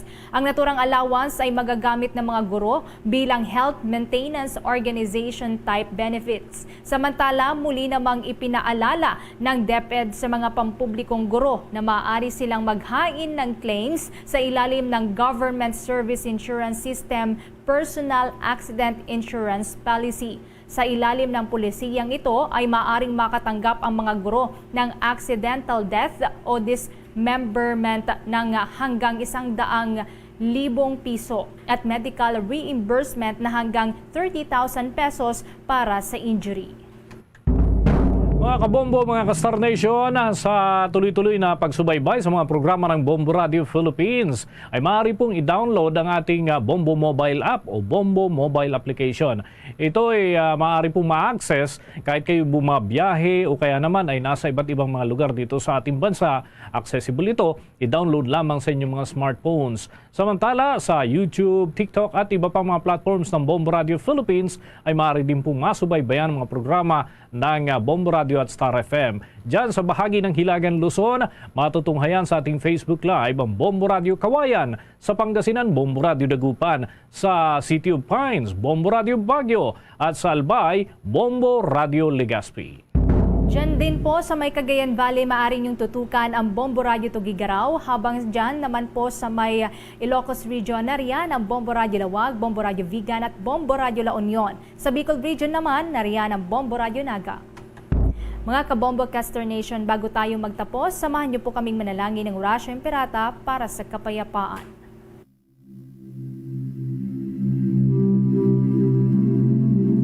God, our Heavenly Father, Lord of peace and justice, we humbly come before you during this time of escalating geopolitical tensions in our part of the world. Through the years, you have sustained our faith in you as a nation. It is our faith in your divine providence that has made us survive the countless natural and human-caused calamities that have come our way in our history as a people. Spare us, Lord, from the horrors of war. Hear our pleas as we cry out to you. Have mercy on us, Lord. Rescue us from the malevolent forces that influence world leaders. For we believe that our struggle is not against flesh and blood, but against the rulers, against the authorities, against the powers of this dark world, and against the spiritual forces of evil in the heavenly realms. We pray for your leaders entrusted with making crucial decisions for our nation. We place all our hopes in you, seeking your forgiveness and mercy for the times when our fears and suspicions have tainted our perceptions with ethnic biases and prejudices verging on racism. We earnestly pray, Lord, that you make us instruments of your peace. Where there is hatred, let us bring love. Where there is injury, pardon. Where there is doubt, faith. Where there is despair, hope. Where there is darkness, light.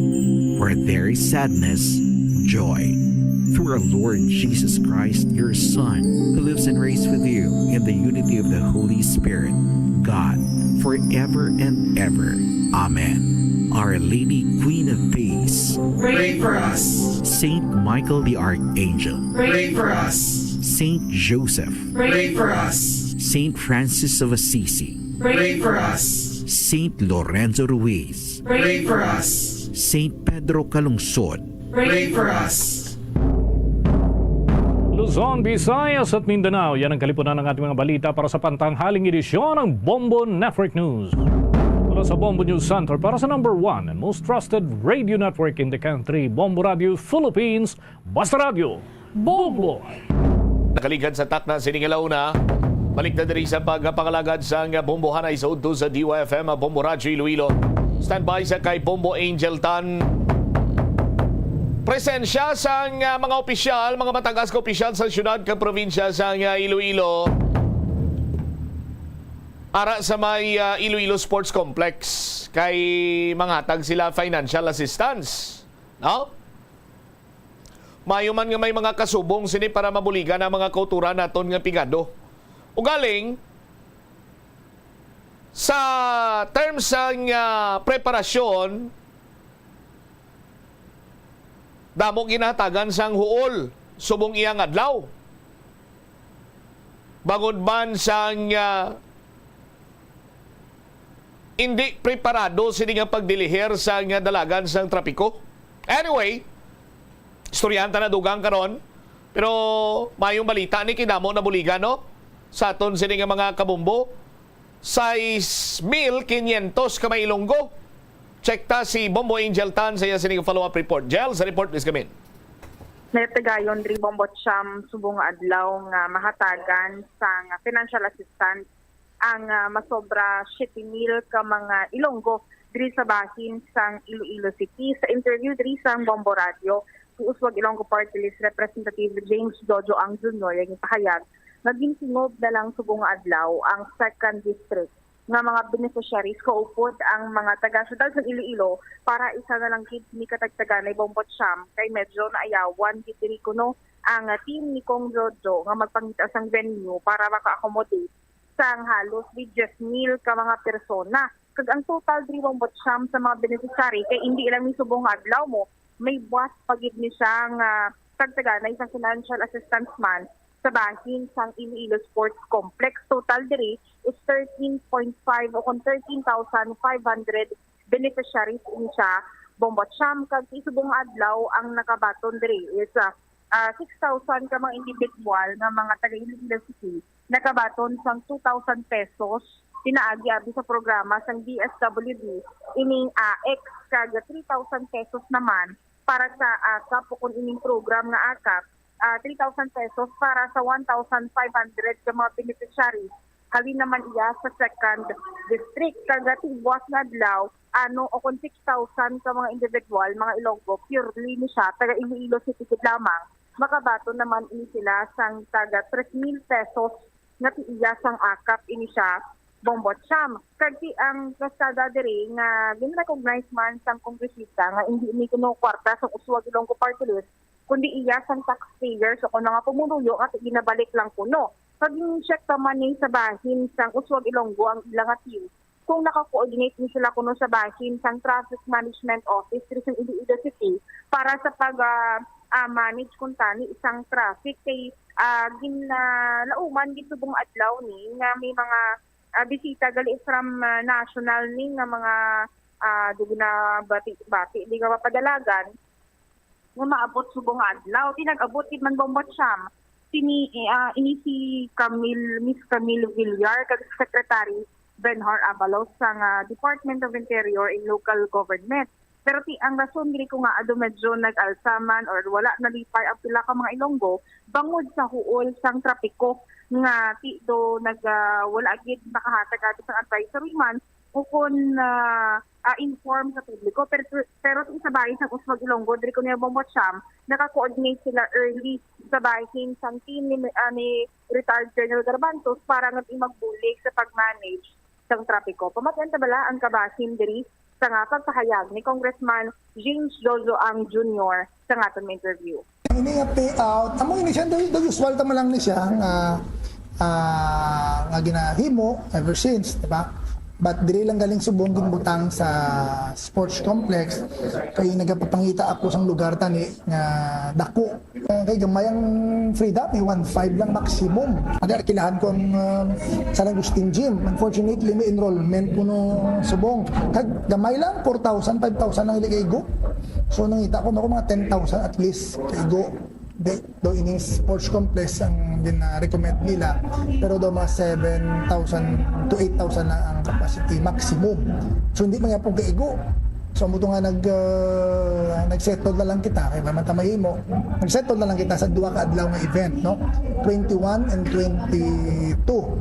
Abi na ko ni holiday ang 21 dali na move. So sige ito naman ang gihapon, no? Ini siya mga programa ini. Amo ni siyang programa nato niya. Sige. Ay gusto ko nga basta chimpo nga hindi pa kampanya, hindi pa eleksyon. Sige lang tayo. Not only now, after election, sige lang na yan. Gindungan na lang ang part sa aton nga program sa province. Ang gipili lang na yan, lapit lang bala. Sana lang lugar, lapit mo lang mo. Diri na lang sa city. So province, kada distrito, lain-lain man sila nga may mga programs man kita. Buwas, diri man niya po na sa sports complex. Sa end of the month, mayara naman. Next month, mayara pag-in. Sige lang. Sa mga 13,500 beneficiary. Ang total amount, sino 30-something million. Basta punahon na naibilang kung sino ang may mga kinanglan. Kasi siyempre, inisya, pagpasalamat ko man sa mga nagbulig man kag nagsalig sa aton sa Uswag Ilonggo. What was your DSWD with this one? Oo, DSWD, sa dole, depende sa mga programa. Kwarta na isang tao, kwarta na isang pamuluyo, balay pa sila. Ba? Iatag tanan, ubos-ubos ba ibilin, di singkong duling, way sa may mga kadto sa atin, iatag tanan sa tao. Bombo Cham nabatian sang mga kabombo naton si Congressman James Jojo Ang Jr. sang Uswag Ilonggo Party List. All right. Ini si Bombo Angel Apechilierta na para sa number 1 and most trusted radio network in the country, ang Bombo Radio Philippines. Basta radio, Bombo. Salamat po. Salamat po. Salamat din Angel Tan sa imong sininga follow-up report. Anak ng tinapa. Kasi maraming bisita doon na nagtatagalog eh. Nandun si DILG Secretary Benjamin Abalos.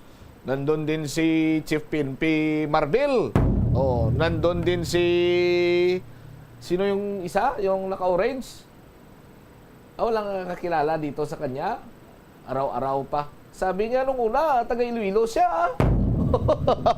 Anyway, okay gina nga ang para sa mga pumuluyo, nahatag sa pumuluyo. No? Pero ang epekto sining way mapreparahan sang maayo sa aton sining mga kabumbo, huol para iya sa kadaman sa aton sining matag palamati. Ang punong barangay sa barangay Magsaysay sa distrito iya sang Lapas, dismayado sa road rerouting sa dinapiktado mga estudyante. Kag subong man, mga nagay remedyo general, tricycle driver, sika driver, kay tigin pa sulabi ang mga very important person.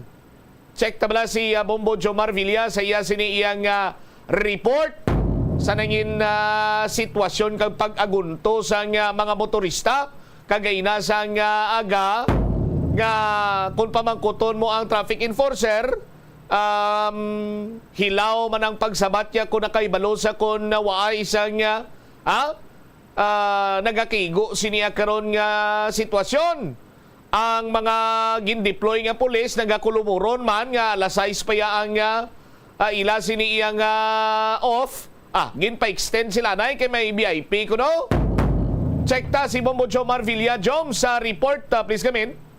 Bombo Jam, dismayado si punong barangay Gina Barrientos ang Magsaysay Village, no? Barangay Magsaysay Village sa distrito sang Lapas. Sa sining natabo nga traffic rerouting sa ila sining barangay Kadungan man sa sining pagbisita sa mga matag-as nga opisyal sa gobyerno kung sa dinti may porsyon sa barangay ang dumilian no sa mga motorista nga makalabay agod nga ti matagaan ligwa ang ining mga very important person no nga mag-alabay no agod nga ti makatambong sa sining nasambit karon nga event sa may Iloilo Sports Complex. Suno kay punong barangay Barrientos iyagin payag nga isa diri sa gidkadismayan niya amo ang pag-delay no sa pag-travel sa mga estudyante damo kuno nagkalalate nga mga kabataan bangod sa sining traffic routing sa ila sining lugar kung sa diin ginhimo nga one way ang pagwa sa may barangay Magsaysay kung sa diin ang nanging sistema kung halin ka dira sa may highway pasulod sa may sports complex dira sa may dalan na Lona Lapas Bombo Cham pwede ka kasulod pero hindi ka na pwede kagwa kay ang dalan ginsarduhan nga gintagaan lamang sang sa space ang mga VIP nga makalabay sa nasambit karon nga area. Tisunod sa natungdan ang mga sikad, no, ang mga e-bike hindi na makalabay pagwa nga kuntani amo na ang ginasakyan sa mga estudyante agod nga makapadulong sa ila sining eskwelahan dra sa may nasambit karon nga lugar sa may distrito sang Lapas. Tidugang pa sa natungdan ginayo yato kina sa may pulis kag sa traffic enforcer at amo man ako nung kuman sa ilada nga himuon lamang one way ang ining porsyon dra sang dalan bumbutsam kay ginaayo ni Kap nga kung pwede sila lang no may representative lang abi sa barangay nga ma-identify nga ang ina nga driver taga magsaysay kag pasugtan lamang nga makalabay kay hindi hindi makapekto bla sa dalagan sang trapiko especially sa mga estudyante nga nagapakadto sa ila sining eskwelahan kay kina mga taknal 7 domog ito nagpugok ang dalagan sa trapiko nating iban nagka-relate kuno sa eskwelahan bangod sa siningin platuman nga road rerouting sa Banasambit karon nga barangay. Aribla no si Kap Barrientos sang mga pakigangutan sang Bomboraryo.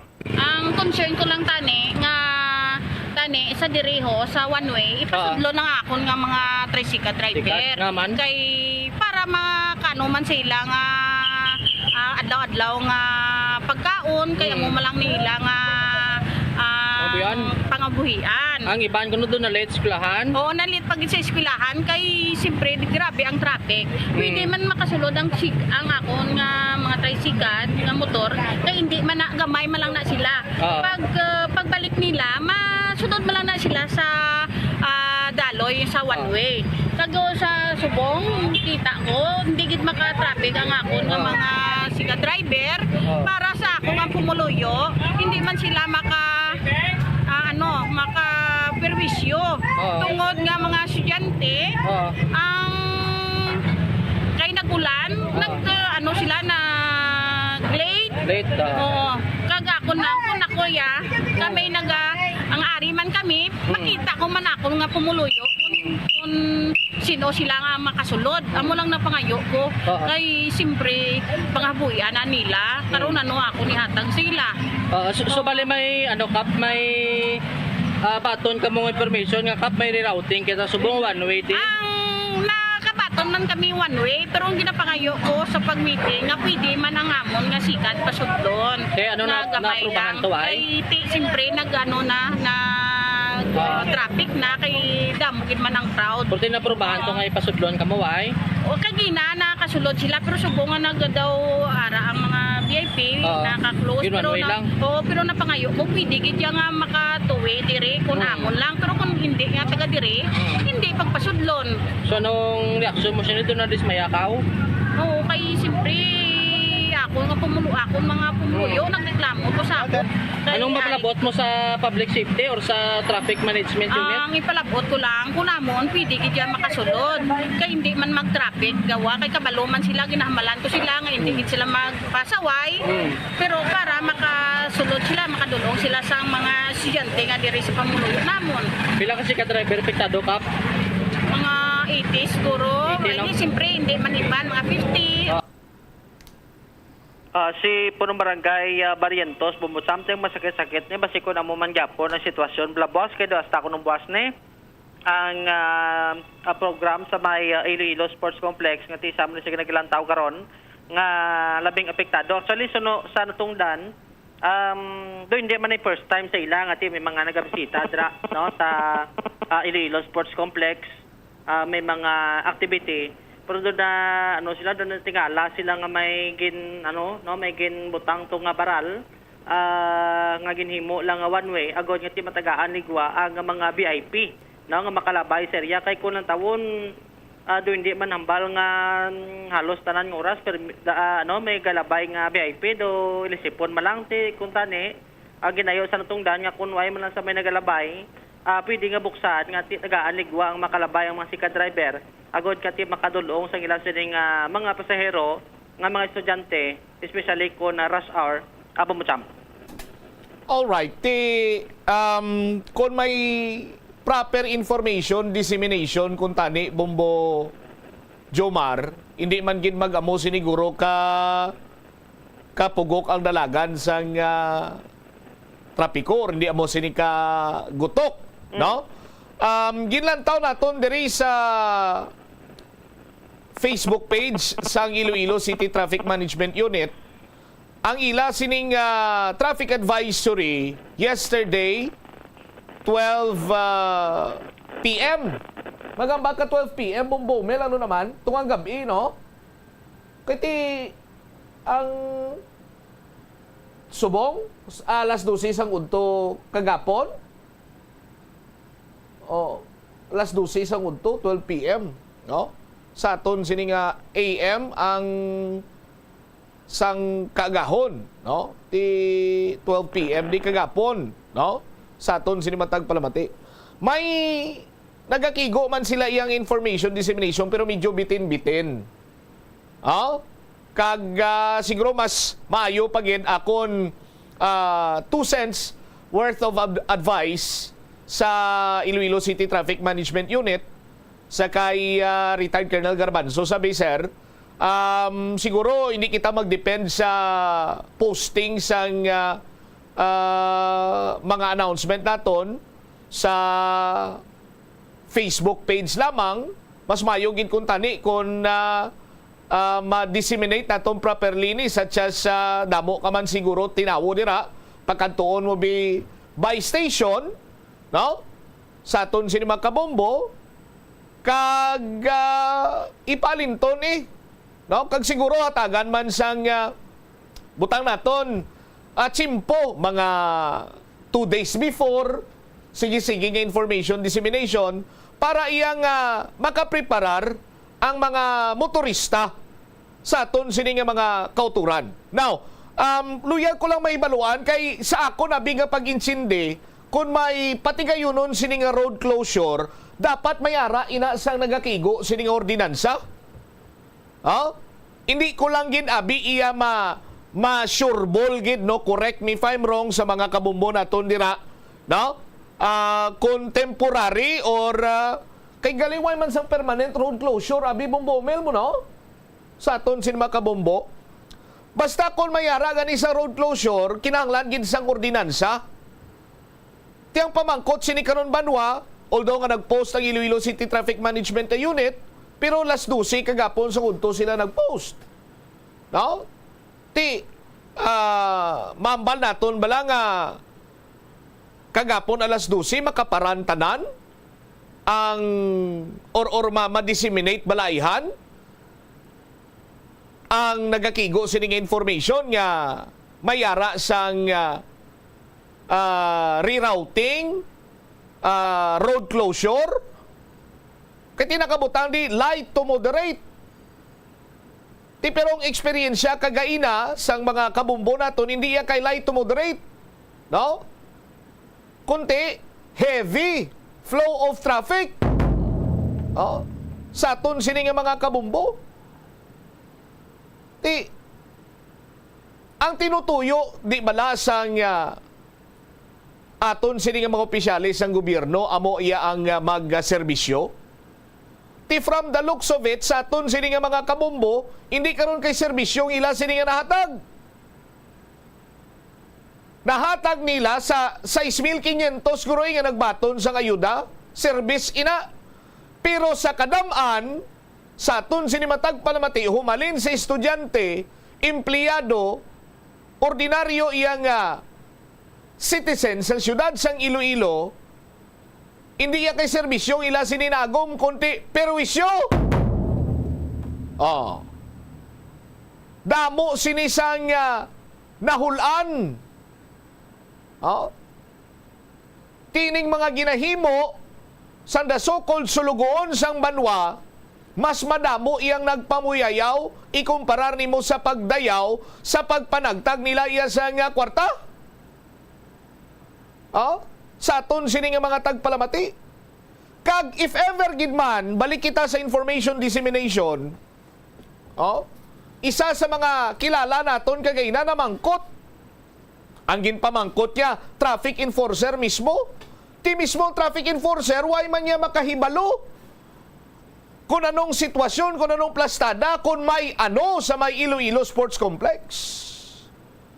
So kung ang miyembro mismo sa Iloilo City Traffic Management Unit wala makahibalo kung may ano, kag kung nga aara siya dira nga gin-deploy, how much more ang mga pumuluyo sa syudad sa Iloilo?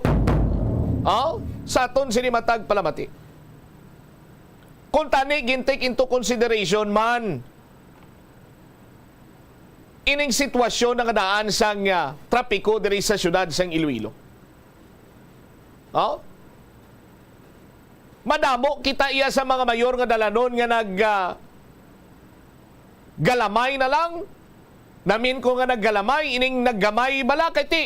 Imbis ang 4 lanes, naging 2 lanes or worst, 1 lane na lang, 2-way pa.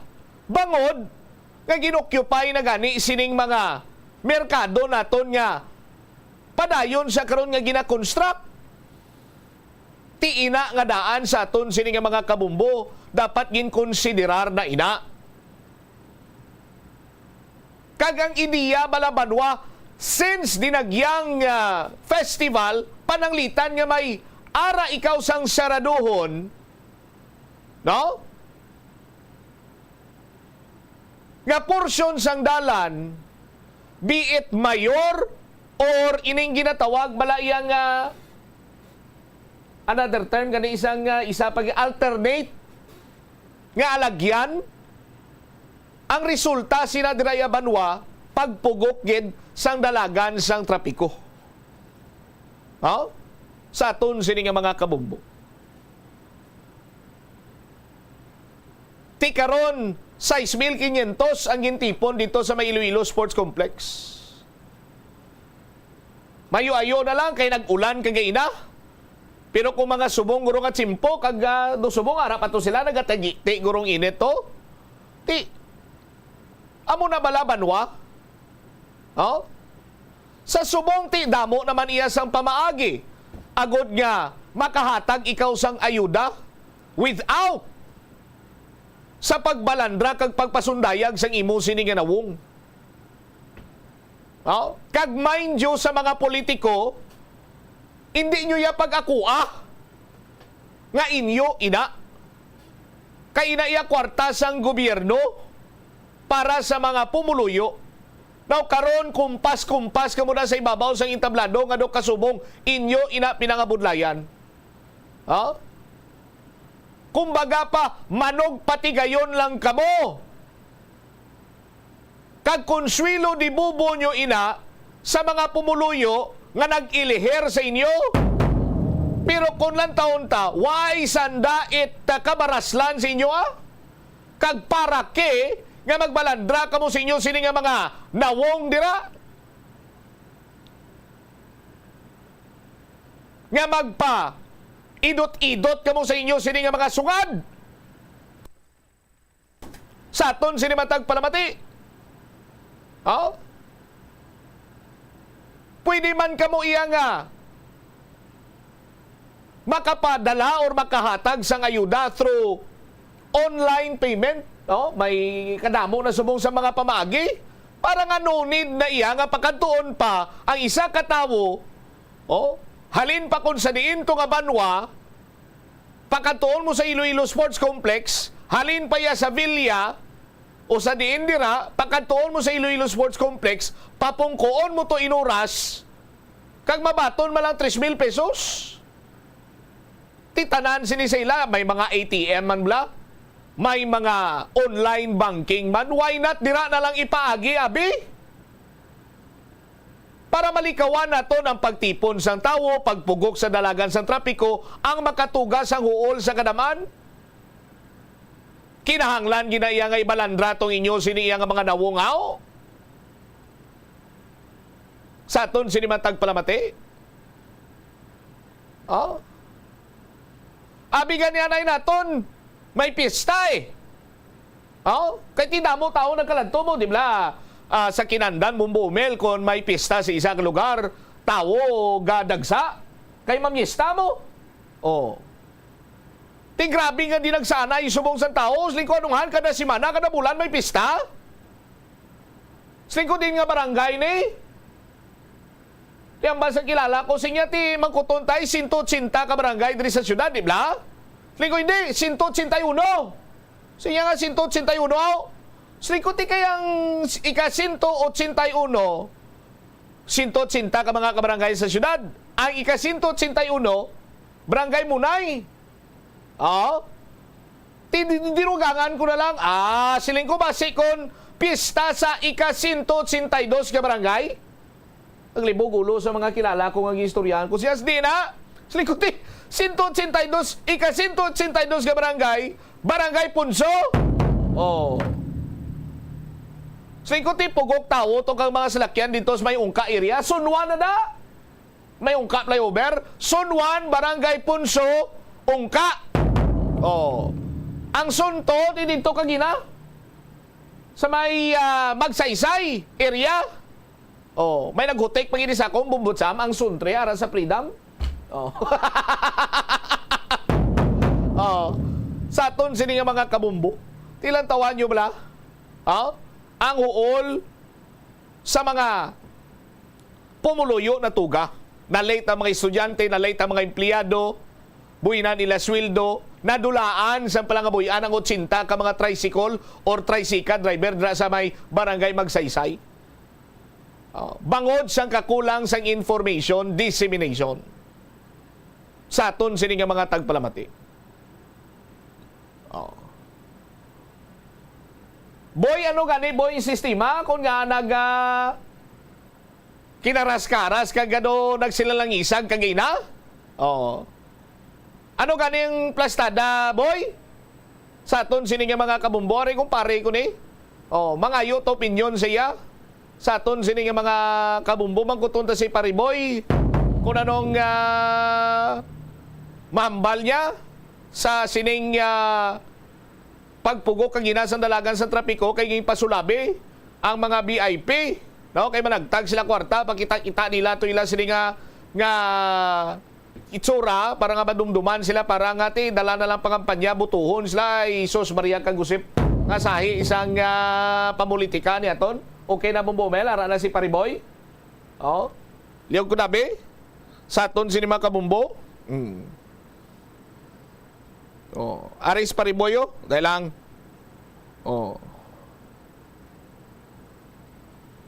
standby sa aton sini nga mga tagpalamati. Di ko magpadayon pagid ni nga hindi plastar sang maayo, no? Kung mapadayon pagid hindi maplastar sang maayo, buwas miara pagid. Ti another agunto naman buwas. Ti ko magamo sining sistema sa aton sini matag palamati. Anong gwa niya gani Pariboy? Hinangag. Dali lang gid Pariboy, no? Sa aton sini mga kuturan klaroon tani sa aton sini nga mga kabumbo, no? Kung may mga traffic rerouting, may mga road closure, kag kulang ang information dissemination, kag mismo ang traffic enforcer nga nagadilihir sa trapiko ginpamangkot, why siya kabalo?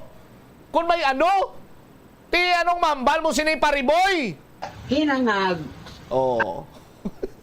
Diyos mio, ipakita na si Pariboy kay naidlaw ko sa kay Pariboy. Talagsa lang kami nigakita ni Pariboy. Pero ano ganito liwat Pariboy?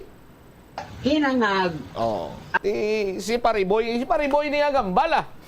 Sa aton sini nga mga kabumbo. Kung kakasko lang ang puno niya, no? Kay masib lang magkrinagual pag kita bumbo melaw. Kaksala po sa ako kay maloko ka. Sa aton sini nga mga kabumbo. Ti kabay pa nga buwas maitso na ni kag maplastar ni sang mayo kag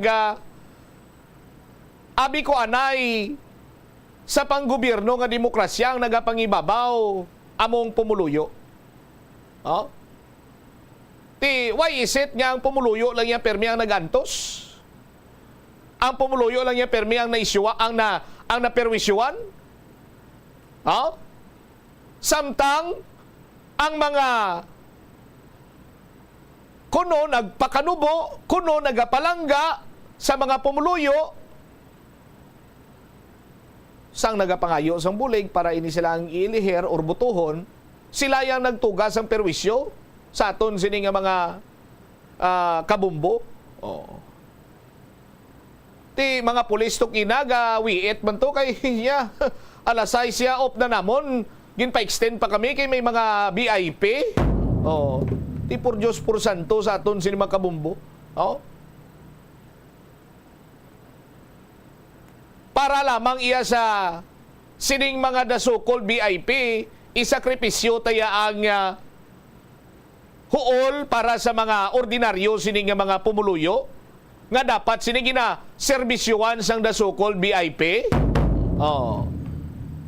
Tisan o payasta ni nga mga padayon ng kasubong sining iya nga sitwasyon man sa aton sining mga kabumbo.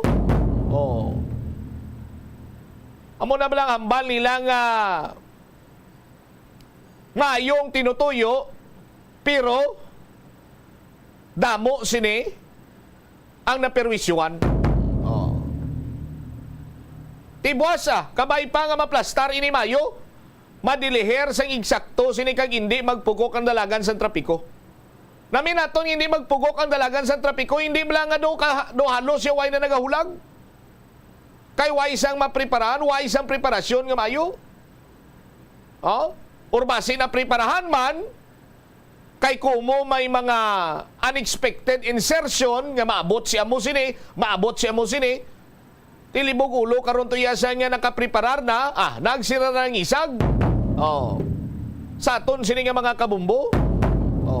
Ikabay pa maitso na ni Buasa.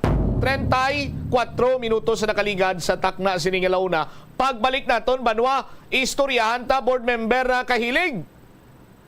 Sang segundo distrito, ginsuwestiyon nga i-revive ang Cleanest and Greenest Municipality Contest sa probinsya agud nga magulag ang publiko kag matapna ang dengue. Tisa na silang nagani naton banwa. Nga ang paglimpyo sa ugsaran sang tagsa siniya ka pamilya, waya dapat ginhatagan sang premyo. Kay hindi matumbasan, hindi matupungan sang premyo, nga wala iya sang balatian sa inyo sini nga pamilya. Sa aton sini matag palamati. Dapat sini banwa iya, hindi iya nga maklines and greenest contest lang kita. Nagakadapat sini may lihok gid ang aton sini nga mga opisyales sa istrikto sini nga pagpatuman sa pagtipig sa aton sini nga palibot. Balikan tayo ni bala diri karon sa aton sini nga pagpangalagad sa bumuanay saudto patapos ang pinaka-importante nga mga panumdum oras. The Farmers Bazaar, your traditional public market with the touch of Plazuela Dos, ang isa ka lugar nga gintukod sa tion kag sa kasagsagan sa COVID-19 pandemic nga may tinutuyo nga maghatag sa imo sang safe marketing experience. Subong nga ang COVID-19 hindi na gid man dako nga pamahog kag nagapakadto na kita sa next normal. Rest assured nga ang Farmers Bazaar will further evolve agud nga magpadayon sa paghatag sa inyo sing satisfying marketing experience. The Farmers Bazaar sa lower level tara na pahamtang ang fish, poultry kag meat section para naman sa inyo mga kinahanglanon nga prutas, utang kag iban pa, magbisita sa upper level pinaagi sa paggamit sa hagdanan ukon sa pagkadto direkta sa parking lot. The Farmers Bazaar, your traditional public market with the touch of Plazuela Dos. Plazuela de Iloilo Billboard of Activities for August 18 to 24, 2024. Sa sini nga ika-4 nga Sabado sang bulan, the Retro Band is scheduled to delight you sa ilang great selection of oldie goldie songs sa concert at the plaza. Manginiinyo, umpisa alas 6 ng gabi sa Agosto 24, Sabado. Sa tion sa musical show, napulo ka mga matahom nga Plazuela de Iloilo Special Edition Mags kag madamo pa nga iban ang iga-paraffle sa mga suki sa Plazuela de Iloilo. Sa Agosto 25, Domingo, ginaagdang tanan nga mangin kabahin sa Eucharistic celebration nga pagkahiwaton sa Latolda sa among adlaw alas 11 sang aga. Sa tion sang misa, pangayoon naton sa Ginoo nga padayon kitang hatagan sang kaalam kung paano malampuwasan ang mga challenges ang ginapaabot nga weather abnormality nga amo ang La Nina. Plazuala di Iloilo, we remain to be one with you in a common hope for a better community and a progressive country in 2024. Kung ikaw isa ka chess lover, yaring pila ka brain benefit sa paghampang sini, kag kung wala ka nagahampang sini, umpisahin na. Sunod sa pagtuon ng paghampang sang chess makabulig likaw sa Alzheimer's disease. Bangod ang utok nagatrabaho kaangay sang muscle, nagakinahanglan ini sang exercise agud mangin healthy kag malikawan ang injury. Magluwas diri ang paghampang sang chess ang nagapa-improve man sang concentration, memory, creativity, kag problem-solving skills kag napamatud-an man nga nagapaalam. Si Captain Jose Cabalfin Calugas ang pinakauna nga Filipino nga nahatagan sang pinakamataas nga pagkilala sang United States Army nga amo ang Congressional Medal of Honor. Natawo si Calugas adtong 1907 sa Leon, Iloilo kag nangin katapo sang Philippine Scouts adtong 1930. Sang naglupok ang World War II, nagserbe si Calugas bilang Master Sergeant sa 88th Field Artillery. Sa inaway sa Bataan Peninsula batok sa mga Hapones sang January 1942, nagpakita si Calugas ang tumalagsahon nga kaisog kag pagkabaganihan sa patagawayan nga nakakuha naman sang pagdayaw sang US Army rason nga ginpasidunggan siya sang Medal of Honor. Ang cabbage o kundi repolyo masaming nga panakot sa aton mga linuto. Suno kay Vanessa Voltolina. Ang cabbage isa ka excellent source ng vitamin C nga importante para sa pag-maintain sang strong immune system. Ang glutamine isa ka amino acid sa cabbage, isa ka makusog nga anti-inflammatory agent nga nagabulig sa pagbuhin sang joint pain, arthritis kag allergies. Ang cabbage naga-contain sang vitamin K kag antioxidant nga anthocyanin nga naga-boost sang mental function kag concentration. Hindi pagpakanubuan ang piso-piso mo nga natipon. Bisan madugay magdamo, iniamo ang mahimo nga emergency fund sa tion nga tuman mo na kakinahanglanon ng kwarta. Abi mo, amo man ini ang makabulig sa imo nga hindi na pag-imutang ang imo kaugalingon sa risgo, kaangay sang pagpangutang nga may dako nga interest o kun pagpamroblema bangod hindi on time ang bayad sa imo nga bills. Ang imo man nga savings ang makapaligon sa imo nga saving security sa tion nga abi halimbawa madulaan ikaw sang obra. Ini nga pahanumdom ang ginadulong sa imo sang the #1 and most trusted radio network in the country, Bombo Radio Philippines. Basta Radio Bombo! Yari ang mga tips nga dapat mo tandaan agud nga mangin safe and healthy ang pagkaon sa imo nga pamilya. Dapat nga tabunan mo gid pirmi ang mga pagkaon nga yara sa lamesa o kung ara sa imo kusina agud malikawan nga kadtuan ini sa mga insekto nga mahimo magresulta sa microbiological contamination. Gilayon nga ihabuoy ang mga napanos na nga mga pagkaon o kung ang ginasuspetsahan mo nga malapit na lang mapanos nga pagkaon. Ang pag-reheat o kung pag-recook sa sining mga pagkaon ang hindi makabulig. Gina-advise man ang paggamit gid sang serving spoons agud nga malikawan ang cross-contamination sa mga tawo nga nag-share sa mga pagkaon. Pagi sa paggamit sang serving spoon, ang sino man nga miyembro sang pamilya nga nakakuha sang porsyon sang pagkaon ang makalikaw nga makakontaminate sang pagkaon, ilabi na kung mayara sang miyembro nga nagamasakit. Ini nga pahanumdom ang ginadulong sa imo sang the #1 and most trusted radio network in the country, Bombo Radio Philippines. Basta Radio Bombo!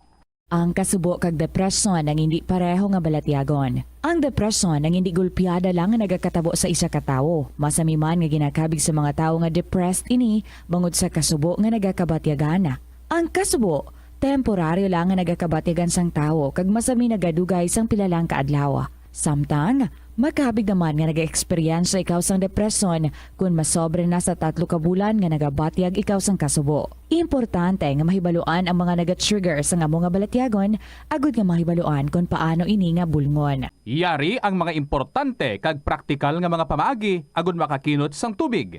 Sa kusina, magamit sang yahong ukon labador sa paghugas sang mga ulutanon ukon prutas. magdesignar sang baso o kun water bottle agud gamiton sa bilog nga adlaw agud indi magsigi panghugas sini kada matapos ang pag-inom. Kung aksidente nga may nahulog nga ice o kun yelo, hindi ini pag-ihaboy. Sa baylo, ibutang ini sa mga masitera sang tanom. Kung may bilin man nga yelo o kun tubig sa baso nga ginimnan, tipunon ana ini sa balde agud ibunyag sa mga tanom antes hugasan. Si Anay Supreme Court Associate Justice Florence Dolendo Regalado sang Concepcion, Iloilo ang naghimo sang maragtas sa kasaysayan sang board exams sa Pilipinas. Siya ang nakakuha sang pinakamataas nga marka nga 96.7% sa Philippine Bar Examinations nga wala pa nalapawan tubtob subong. Nahimo niya inisad tong 1954 bar examinations. Natapos niya ang associate degree in arts sang 1949 sa Far Eastern University kag abugas siya sa San Beda College of Law bilang cum laude sang 1954. Nagtuon man siya sang Master of Law sa University of Michigan nga natapos niya sang 1963 bilang isa ka Dewitt Scholar. Magluwas nga nangintanyag nga propesor sa sulod sang 30 anyos, nakilala man sa regalado nga eksperto sa patag sang criminal law. Yari ang mga simple nga paagi agud makakinot sang tubig. Kaayuha ang mga taga sa tubo o kon hose. Hindi tanan nga taga sa mahapos kagilayon nga makita tungod ang mga tubo o kon hose ang nakalubong sa duta o kon semento nga bahin sang balay. Kung magsigi ang mga tagas nga ini, mahimo nga magalabot sa 10,000 ka litro sang tubig ang mausik sa isa ka tuig. Maggamit sang leak detection tool o kon magkonsulta sa mga eksperto kung may pagpangduwa-duwa nga may tagas sa mga tubo sang tubig agod ini gilayon nga makaayo. Nagaproblema kagid bala kung paano makasupod sang kwarta bangod sa wala tuong nga galastuhan. Better management ang kinahanglan dira. Isa ka tip abang spending awareness. Magamit sang money management app o kung pwede man nga malista mo agud nga ma-track o kung masundan mo ang imo gasto sa nagkalain-lain nga kategorya. Diri mo mahibaluan kung pila ang imo gasto sa hindi manggid kinahanglanon kaangay sang pagkaon sagwa, entertainment kag bisan ang adlaw-adlaw mo nga pagpangape-kape sagwa nga tuman ka gasto. Kung maedukar mo na ang imo kaugalingon sa sini nga mga andan mo, sigurado nga makahimo ikaw sang plano kung paano ikaw maka-improve. Ini nga pahanumdom ang ginadulong sa imo sang the #1 and most trusted radio network in the country, Bombo Radio Philippines. Basta Radio Bombo! Sa patatas, masami ginahaboy na lang nato ng panit. Suno kay Dr. Cynthia Sass, isa ka nutritionist, ang panit sang patatas na makabulig sa increased potassium intake. Ang potato skins nagaprovide man sang source sang iron nga isa ka essential mineral nga ang primary function nagalakip sang pagsuporta sang red blood cell function. Ini nga cells nagakontain sang dako nga amount sang hemoglobin. Ang protein nga nagabind sa oxygen halin sa ginahaklo ang hangin kag ginadala ang oxygen sa bilog nga lawas. Ang pinakaunang nga department store sa Pilipinas, ginbuksan sa Iloilo sa dong 4 minutos na kaligad sa takna siningalaw na balik diri sa pagpangalagad sa Bombo anay sa udto sa gyapon ko po nimo Bombo Chama Blanco Hover. Si board member Kahilig gina-question diri nga i-revive kuno Cleanliness and Greenest Municipality Contest sa probinsya sa Iloilo agud nga maghulag ang publiko kag matapna ang dengue. Ti sa nasiling na gani naton daw hindi lang kita kung tani butselingon bala nga palaparon tama na aton sini iya nga pasangkaron tama naton sini iya nga pangita sa mga strategy kung paano naton makombat ining pagtaas ang kaso sang dengue hemorrhagic fever. No? Kaya kung madumduman pa kagapon nagdeklarar na si Governor Defensor nga yara sa state of emergency, correct me if I may, ang probinsya sa Iloilo bangod man sa pagsaka sang kaso sang dengue sa nagkalain-laing siningabahin sa probinsya. No? So isa sa mga ginaswisyon diri Cleanliness and Greenest hatagan kuno sang premyo ang may pinakatinlo nga munisipalidad sa probinsya sa Iloilo. Hindi bala nga katungdanan sang tagsa-tagsa nga limpyuhan ang ilang sini nga palibot. Hindi naman ang kinanglan siguro nga himuon ta pa nga contest. Kay kung mapisan lang ang tagsa sa aton nga magpanglimpyo sa aton sining ugsaran, dako ginang impact sini sa pag-away naton kontra iya sa dengue hemorrhagic fever. Si Bombo, Lynn Sibadi may follow-up report. Lynn, sa report, please come in. ginpanugyan Bombotsam ni Iloilo Second District Board Member Rolito Kahilig sa sangguniang panalawigan sa ginpatigayon nga sesyon kahapon kadungan sa pag-approve sa mga board members sa state of calamity sa probinsya sang Iloilo bangod sa nagapadayon nga pagtaas sang kaso sang dengue. Ang ginsuggest dali niya nga i-activate or i-reactivate ang ining cleanest and greatest municipality contest dari sa may probinsya sang Iloilo or mangin sa barangay man abi barangay contest man kay bangod na nutaran dari ni board member Kahilig nga sang nagligad sang gin dari sang gin-activate ang ining abakada o ang ginatawag daring aksyon barangay kontra dengue sa paghatag man kuntani sang igtalupangod sa probinsya sang Iloilo do wala gid kuno balagin implementar sa maayo sa mga barangay dugin pabayan lang gid nila Bombotsam ang ining mangintikang kuntani kay actually ni siya mo mandate ini sa Department of the Interior and Local Government sa tanan nga mga punong barangay nga i-activate ang ilang nga mga task forces kay magpatigayon mag-implement sa mga measures agod nga ma-prevent ang paglapta kay nadumduman diri niya sang una sang tiyempo kuno ni anay Governor Arthur Defensor Sr. may ara nga cleanest and greenest municipality contest or competition nga ginpatigayon kun sa diin bangod na may premyo do na persab lang ang mga barangay or mangin ang mga banwa nga tinluan ang ilang nga mga lugar or ilang nga mga areas of responsibility. Bombotsam rason nga ambal rin niya na notice tayo niya sa tuanay nga do wala igawas ang cases sang dengue sa probinsya sang Iloilo unlike Subong nga tama kataas ang kaso sang dengue dari sa probinsya nga bag-o lang gigani nagsulod ang data sang Iloilo Provincial Health Office as to the cases sang dengue naglabot na kita sa 5,836 cases nga sa sulod lang gid lamang sa Isaya Kasimana from August 11 to August 17 nga record sang ang na-record dari sang Iloilo Provincial Health Office 1,263 gid ka mga kaso Bombotsam kag nagapabilin sa napulo ang mga individual nga napatay bangod sa nasambit nga balatian. So if ever gid man suno sa iya kun man abi maaprobahan man sa gobernador or basi nga makahimo man siya sa kaangay nga contest marabi makatag sa papremyo pain kuno sa pundo para nga matigayon ang ining competition sa mga municipality kag barangay mas maayo kon tani. Yari bala ang naging pahayag ni Iloilo Second District Board Member Rolito Kahilig. Last June, if my memory serves me right, Board Member Herminando passed a resolution asking the municipalities and barangays to reactivate the abakada, the action barangay kontra dengue. But sorry to say, no one no one take that for for good. It was taken for granted nga way ma-implement.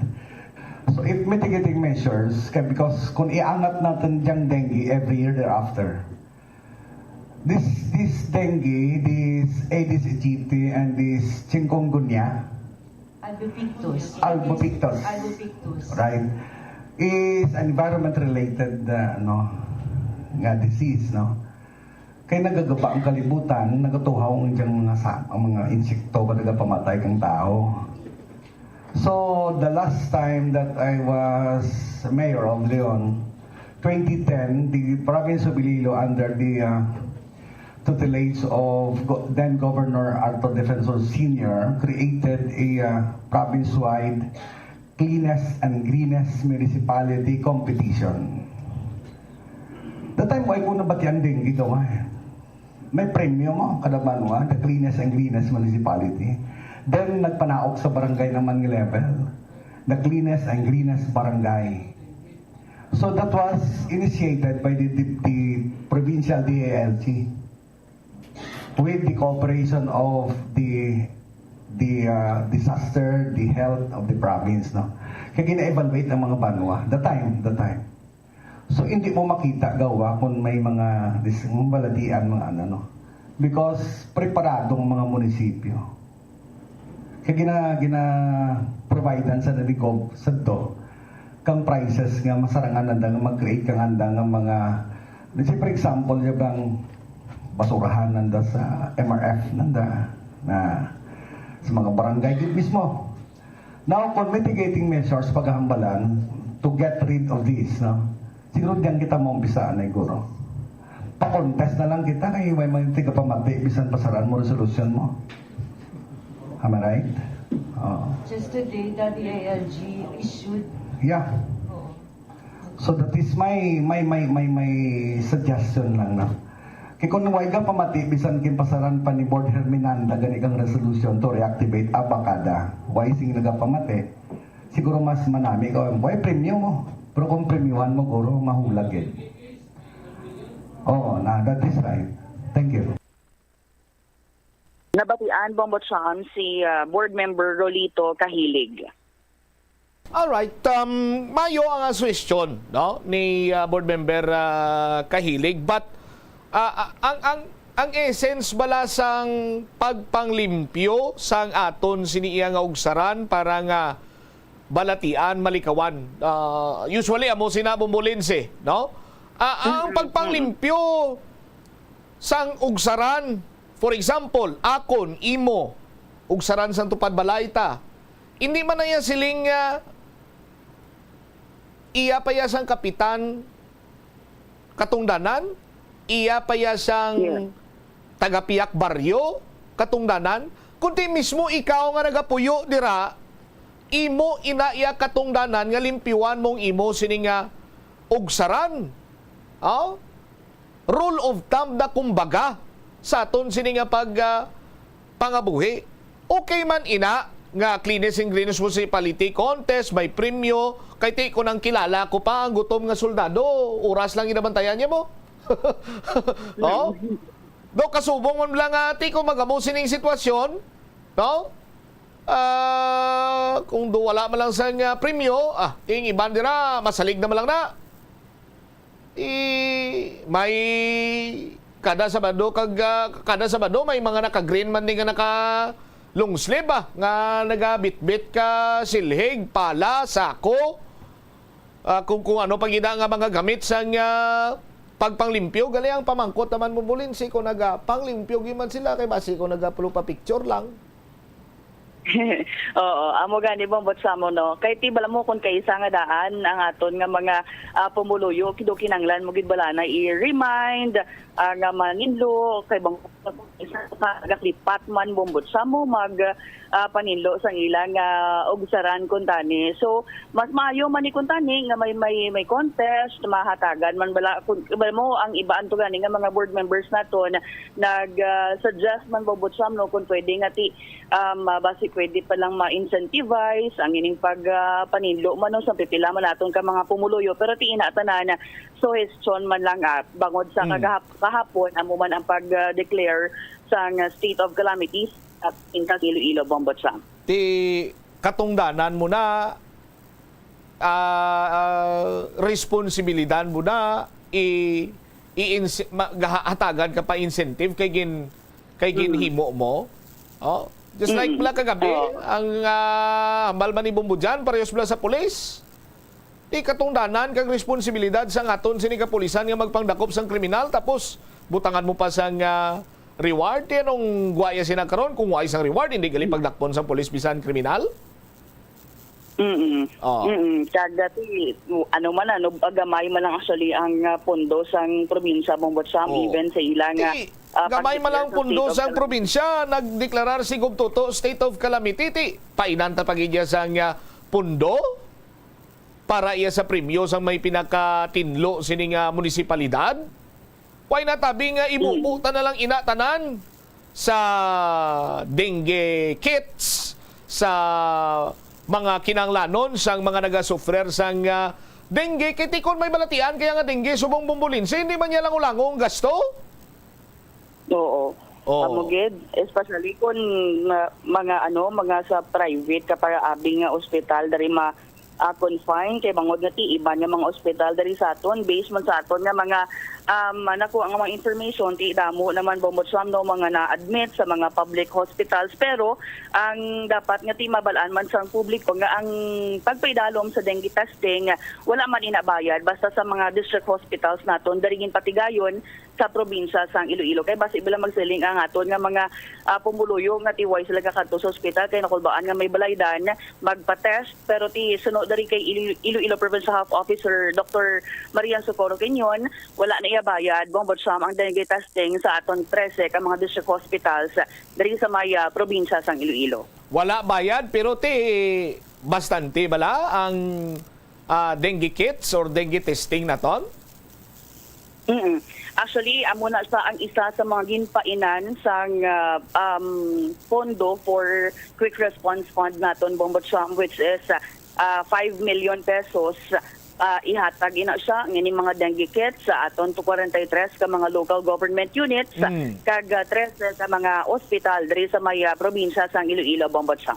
All right. Ti testing kits mala na bumbulinsi paano iya kung magpositive ka? May ara balasang nagakaigo sini iyang resources ang provincial government sa paghatag sa nagakigo sini nga itulupangod in terms sa bisang pagbulong? Actually, bombotsam magluwas sa mga dengue test no nga ginpainan for the quick response fund kay 13.6 million pesos ini ang quick response fund nga gamiton sang probinsya sang Iloilo. Ang ibandra nga pondo para sa mga mga bulong, drugs and medicines para sa mga patients no nga ti nag-positive sa dengue, mangin sa mga chemicals nga balaklon, acid resistant sprayer para man sa pag-spray sa mga local government units naton iga-distribute ina sa provincial government kay ti for augmentation malang ang provincial government sa idalom sa municipality or sa local government unit dapat mag-augment man sila bombotsam sa ilang mga pondo para nga ti idugang mano sa pagbakal sang kinahanglanon sa tagsa ka mga banwa especially sa mga kabanwahan na sa madamo nga kaso sang dengue ang balanta sa may syudad sang Pasig sunod dari kay Mayor Attorney Stephen Palmares ang aton siya napakigangutan wala sang may ginabaydan na hospital bill ang dengue patients hindi lang man dengue patients manin sa mga man nga balatian dira sa pasyente no sa mga taga-Pasig sa mga pasinhon nga na confine sa may Don Valerio Palmares District Hospital bombotsam kag man nga mga district hospitals bombotsam. All right. Po in the Ermitanyo Bade para sa the number 1 and most trusted radio network in the country, ang Bombo Radio Philippines, Basta Radio. Bombo! Salamat kid na Bombo Lindsay Bade. Sa aton sini nga mga tagpalamati kung naintindihan sa mga kauturan naton. Nga ang pinaka-epektibo sini iya nga pagpakig-away sa mga balatian or pamalatian, hindi ang pagbulong, kundi prevensyon. Prevention. Hindi kita iya magsiling hulaton tanay kung ara na kag amo ang pagpangita tasang pamagi agud nga masolusyonan ini. Nagakadapat lamang banwa nga mas magabangko kag maga-invest kita. Kag by saying invest or bangko, hindi mo't silingon kwarta. Invest kita sa aton sini nga tsimpo sa pagpanglimpyo sa aton sini nga palibot. Bangko kita sa mga hilikoton. Agod nga malikawan naton nga makaangkon sang balatian ang sinuman nga miyembro sang aton sini nga pamilya. Kayang dengue wala na sumong sang ginapili, bata ka man, tigulang ka man, sarang ikaw nga ma-infect sang dengue hemorrhagic fever. So kung ano nga mga sa isang prevention nga ini, ara lang manadira sa aton sini nga mga kabumbo. Oh? Ang mga 4S nga ni, dugay na ni. Kung madumduman ko pa, elementarya pa lang ako, bumbo umel, may 4S na. Nga kampanya, batok sa dengue hemorrhagic fever. Naabtan ko man nga may mga 4 o'clock habit pa kita sadto. May mga abakada gani sa probinsya, may mga ginimplementar mga cleanest and greenest na municipality contest, limpyo Iloilo, ug saran ko limpyuhan ko, clean up drive, tanan-tanan na lang. O galing kiti kung saan o tama lang abi madumduman mo. But, kung aton sinibanwa iya nga adlaw-adlawon, aton himuon aton nga mangin regular na iya nga hilikuton sa aton sini iya nga tagsa ka panimalay, dako na ini nga bahin sang prevention sang pamalatian nga dengue. Ti mambal kami Bombotsam, gamay lang yabi nga ulan, gadanaw di samon lugar, gadanaw di samon barangay. Ti anong sarang ta sina nga mahimo? Ti isa sa mga prevensyon dira ang mga bagay nga sarang nga tiniran sang tubig.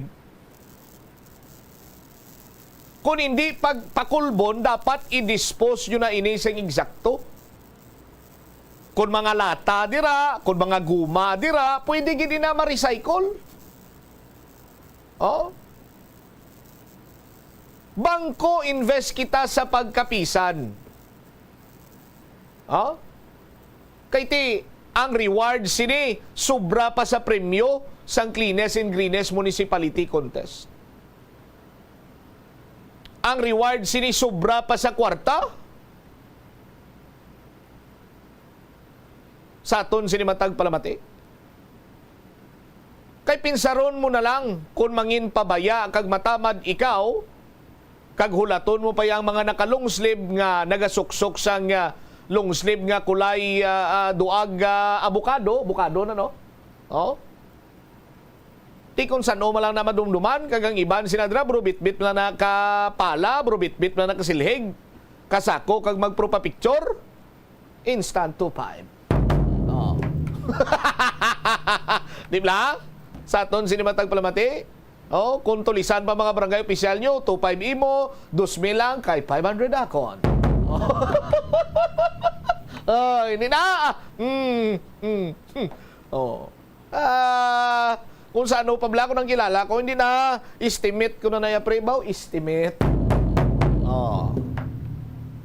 Pinsaraman bala kung ma-infect ka subong sang dengue, kakurol ba ang balatian, kag mas kakurol ba ang gastos. 4 minutos na nakaligan sa takna sininga or 5 minutos na nakaligan sa takna sininga last to. Standby na kamo sa kapon lamang program kaupod sa kay Tita Regine. Ini si Bombot Shama Blanco Vergabilin sa imo sa mananay nga hapon. May God bless us all. Para sa the number 1 most trusted radio network kinakandriang Bombo Radio Philippines.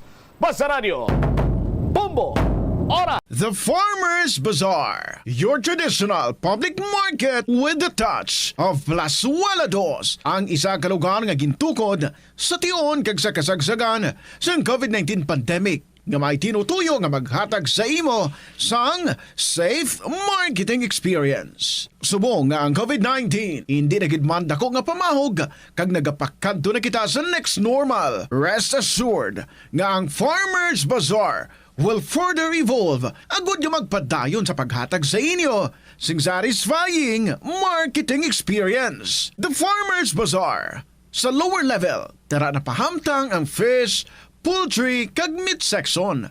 Para naman sa inyo mga kinahanglanon nga prutas, utang kagiban pa, magbisita sa upper level, pinaagi sa paggamit sa hagdanan o kung sa pagkadto direkta sa parking lot. The Farmers Bazaar, your traditional public market with the touch of Plazuela Dos.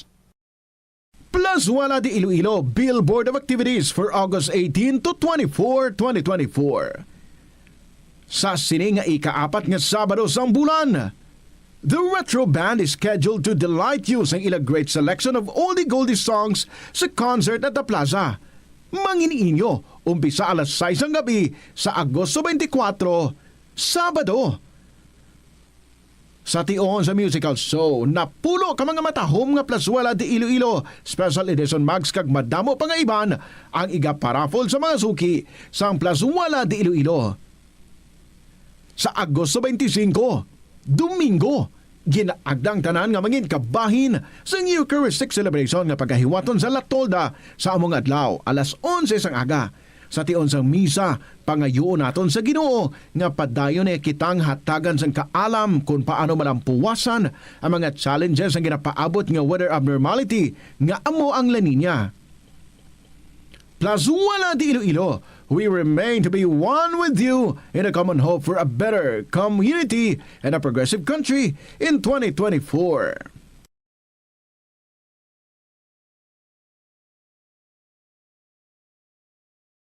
Bamboo o kung bamboo shoots manggaranon sa dietary fiber, low in calories kag power-packed sa essential nutrients. Sunod sa pagtuon sa comprehensive reviews in food science and food safety, ang phytosterols kag phytonutrients sa tambo ang ideal sa pagtunaw sang harmful LDL cholesterol sa lawas. Ang antioxidant sa tambo ang essential man sa pagpabaskog sa sulod kag sagwa sang lawas. Sunod naman sa pagpanalawsaw sang Journal of Ethnopharmacology, ang bamboo shoots mayara sang anti-inflammatory kag analgesic o pain-killing properties. Paano bala magpain sang basura sa panimalay?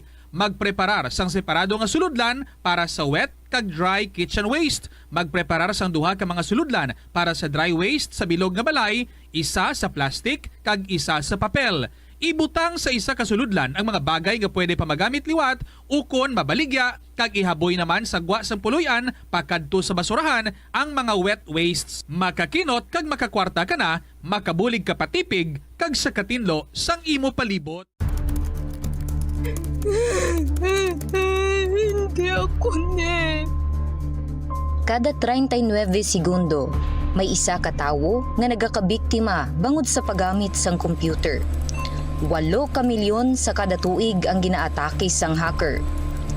Likawan ang mangin isa sa biktima, mangin mahinalungon sa mga ginapanghatag nga impormasyon, protektahan ang kaugalingon, paggamit sang internet pasang karon. Ini nga pahanumdom ang ginadulong sa imo sang the #1 and most trusted radio network in the country, Bombo Radio Philippines. Basta Radio Bombo!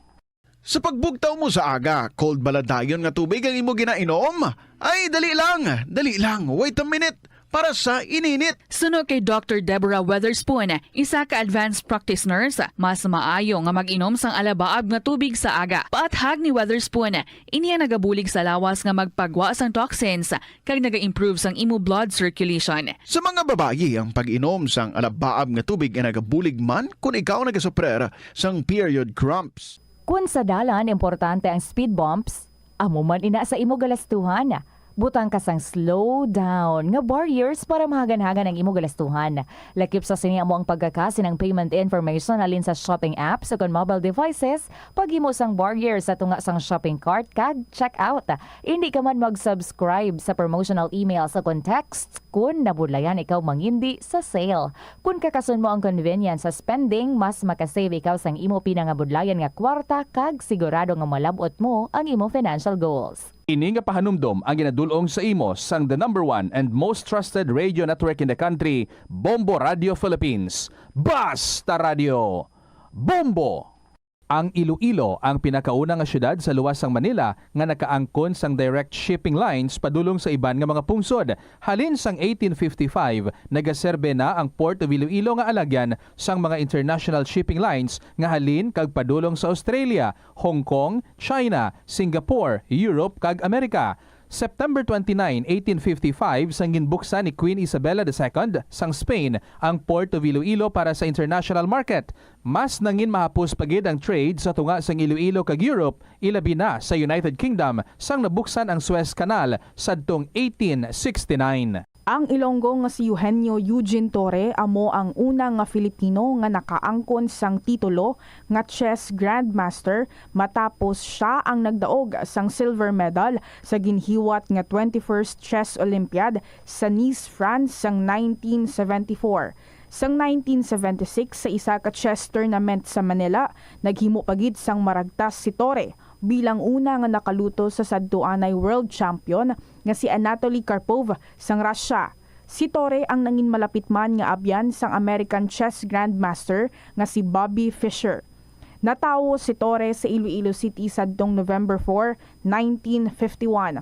Halos hindi na maisip ang mga medalya nga nahakot ni Torre para sa Pilipinas halin sa magkatuhay nga mga chess tournaments nga iya nadagaan sa magkatuhay nga bahin sang kalibutan. Sang 2021 nalakip si Torre sa World Chess Hall of Fame.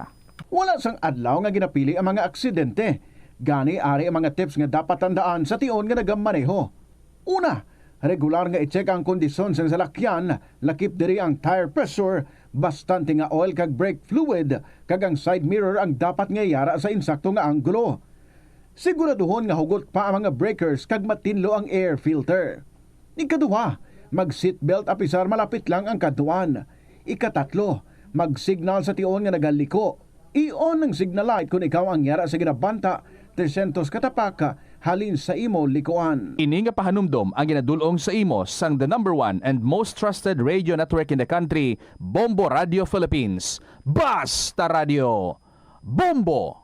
Hindi man malain ang mag-loan, ilabi na kun major ang imo balaklon. Kaangay abis ang balay o kun salakyan nga kinahanglanon mo gid. Apang panugyan bala sa mga eksperto, kun dako gid ang imo baklon, ang cash gihapon ang best, safest kag cheapest nga option. Kun cash ang imo gamiton, malikawan mo ang interest kag sampaw-sampaw nga utang nga masami naga-require pa sang binulan o kun tinuig antes mo mabayaran. Apang paminsara nga kung ikaw may sinuptan sa bangko, mahimo pa ini makatipon sang interest nga mahimo mo bukadon sa tion sang purchase. Ini nga pahanumdom ang ginadulong sa imo sang the number 1 and most trusted radio network in the country, Bombo Radio Philippines. Basta Radio! Bombo! Yari ang mga simple nga pagiagon makakinot sang tubig. Hindi mag-shower o kon maligo sang malawig. Sa sulod sang panimalay, kalabanan sang tubig ang ginausar sa pagpaligo. Nagalabot sa 24% sang tubig sa panimalay ang natigana sa pagpaligo sa mga miyembro sini. Ang pagpanubo sang tiyempo sa pagpaligo sang 2 ka minutos ang makabuhin sang 30% sang ginakonsumo nga tubig. Maggamit sang shower timer o kon mag-set sang alarm sa imo cellphone kag i-limit lamang sa 4 ka minuto ang pagpaligo. Kung nagagamit sang shower kag nagahulat pa sa pag-init sang tubig, saluda sang balde ang nagailig nga mabugnaw nga tubig kay sarang paining nga magamit. Nakahibalo ka bala nga ang color ang makaapekto sang imo nga modo? Santo sa pagtuon sang American Home Shield, mayara sang correlation ang color kag mood. Kaangay sang pula nga nagapataas ang blood pressure kag heart rate. Apang mas maayo ang duag na pula kunyara ini sa kusina, bangod mas nagapagana ini sa pagkaon. Ang shades nga blue kag green ang ginaabiso sa mga psychologist nga Ito ang Bombo Radio Philippines. Fully digitalized. Numero 1 sa balita, komentaryo, drama at serbisyo publiko. Bombo Radio Philippines. Bombo Radio Philippines. Ang inyong number 1 at most trusted radio network in the country. Basta Radio Bombo! Good afternoon sa inyo tanan mga kabombo. This is Tita Regine and again, this is sa kahapon lamang program. Wednesday na kita. Wow, bilis ng panahon. 21st of August 2024. Kaya nagapanumbalik kita para nga mag-alagad naman sa inyo, magadulong sa mga istorya nga hindi lang makahatag kalingawan sa aton, kundi makatudlo sa aton values, makatudlo sa aton encouragement, courage, and motivations. Kumusta gali ka mo dira? By the way, ano dumawindang nagid ka mo sa mga problema nyo da? Baw, ining mga problema nga inibala daw lagi gahalin sa aton nga kabuhi. And when we are faced with problems, two things that we do. We either fight or we quit. Kung mag-quit kaya, round 1 pa lang, perde ka na, no? So dapat we don't quit on our problems, but we face them squarely. Anong iba naman, no? As in, ginapabayaan lang, di pa sa pakada. And the next thing you know, ay tapos na, nagligad na. Natapos man lang siya na parang walang nangyari ang problema. So siguro, no, sometimes amo mo ng ato nga attitude towards problems. Anyway, this afternoon, we are here, as I have said, para nga mag-enjoy sa ato nga time together. And basta, no, may gina-go through man ka mo dira. We've been talking about problems. So may problems ka mo dang halayang man i-share diri sa KLP. Sige, pwede ginato nga mabato ng inyong mga igapalabot diri nga mga istorya. Pinaagi sa pag-email sina sa bombo_iloilo@bomboradio.info or kung sa gihapon igasulat ninyo ina, pwede gid ipadala nyo lang sa kahapon lamang program DYFM Bombo Radio Iloilo, Sky City Tower, Mapa Street, Iloilo City. Don't forget ha, smile kita. Beautiful kita kung nag-smile kita. Ay, by the way, nagtawag ka diri ko no, Nanay Lucy. Ano tani, ang maalagad ta sa imo, Nay. If you want to talk to me, pwede ka man, no, maka-call after the program. Sige, I hope you're doing good, ha, Nanay Lucy. Anyway, ano ng ato nga ampahanon para sa inyo this afternoon? Requested, just how many days ago we played this song, but this time, specially requested sa letter sender naton ng iyang story first naton nga pagabasahon this afternoon, and so that's why we're going to play this song again from Elmar John Bolaño and Patrick Mark Armada. I'll be right by your side. Good afternoon sa inyo tanan.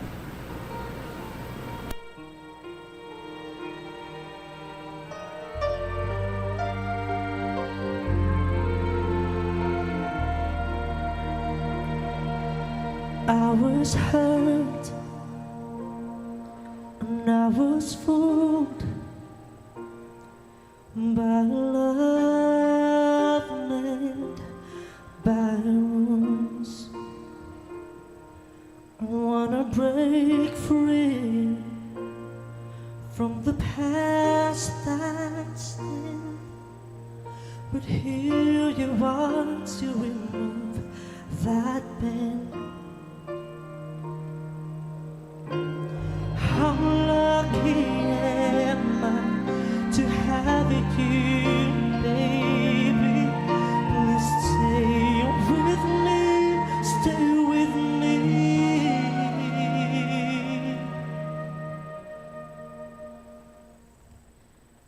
I don't wanna leave you, I just wanna love you through sorrow and pain.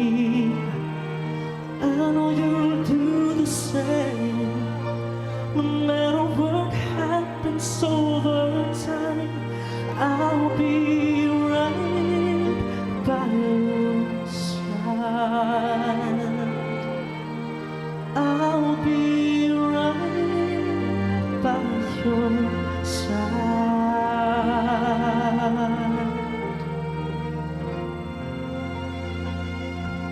And now you're here, I won't let go. Don't worry, I'll be forever yours. Even though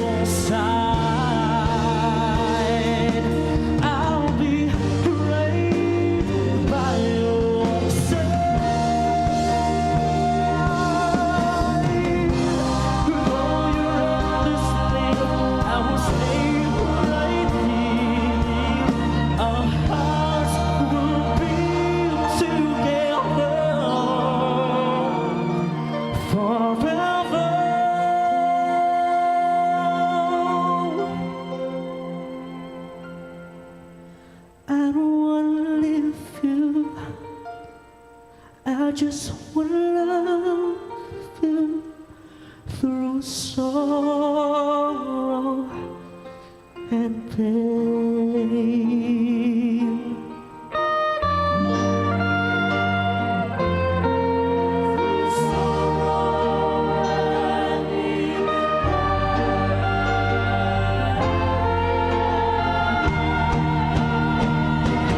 I know you'll do the same.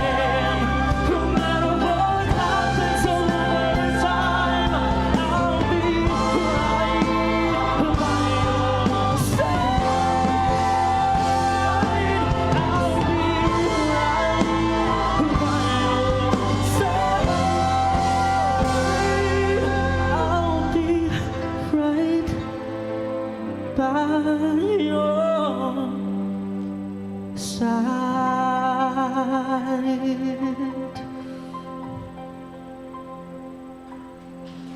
Special request mga kabombo, I'll be right by your side, Elmar Jan Bolaño and Patrick Mark Armada. Alas 2:22 ang aton nga oras, bao doble tres. 222. Ari na kita sa aton nga first story nga nag-request ng sinangambahanon from Apo ni Nanay Rosa. Dear Tita Regine.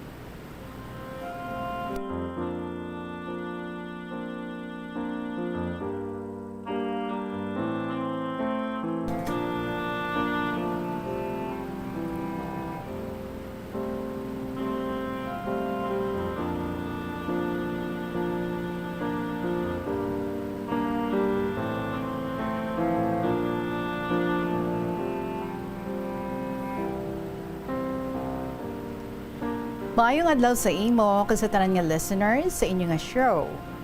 Just want to share po the life story of my grandmother, Nanay Rosa. Kompleto gid with apelyido. Sige, basahon ta ha, wala man siya nagambang ita pagbasahon. Nanay Rosa Marcon, sang barangay Amurao, Cabatuan, Iloilo.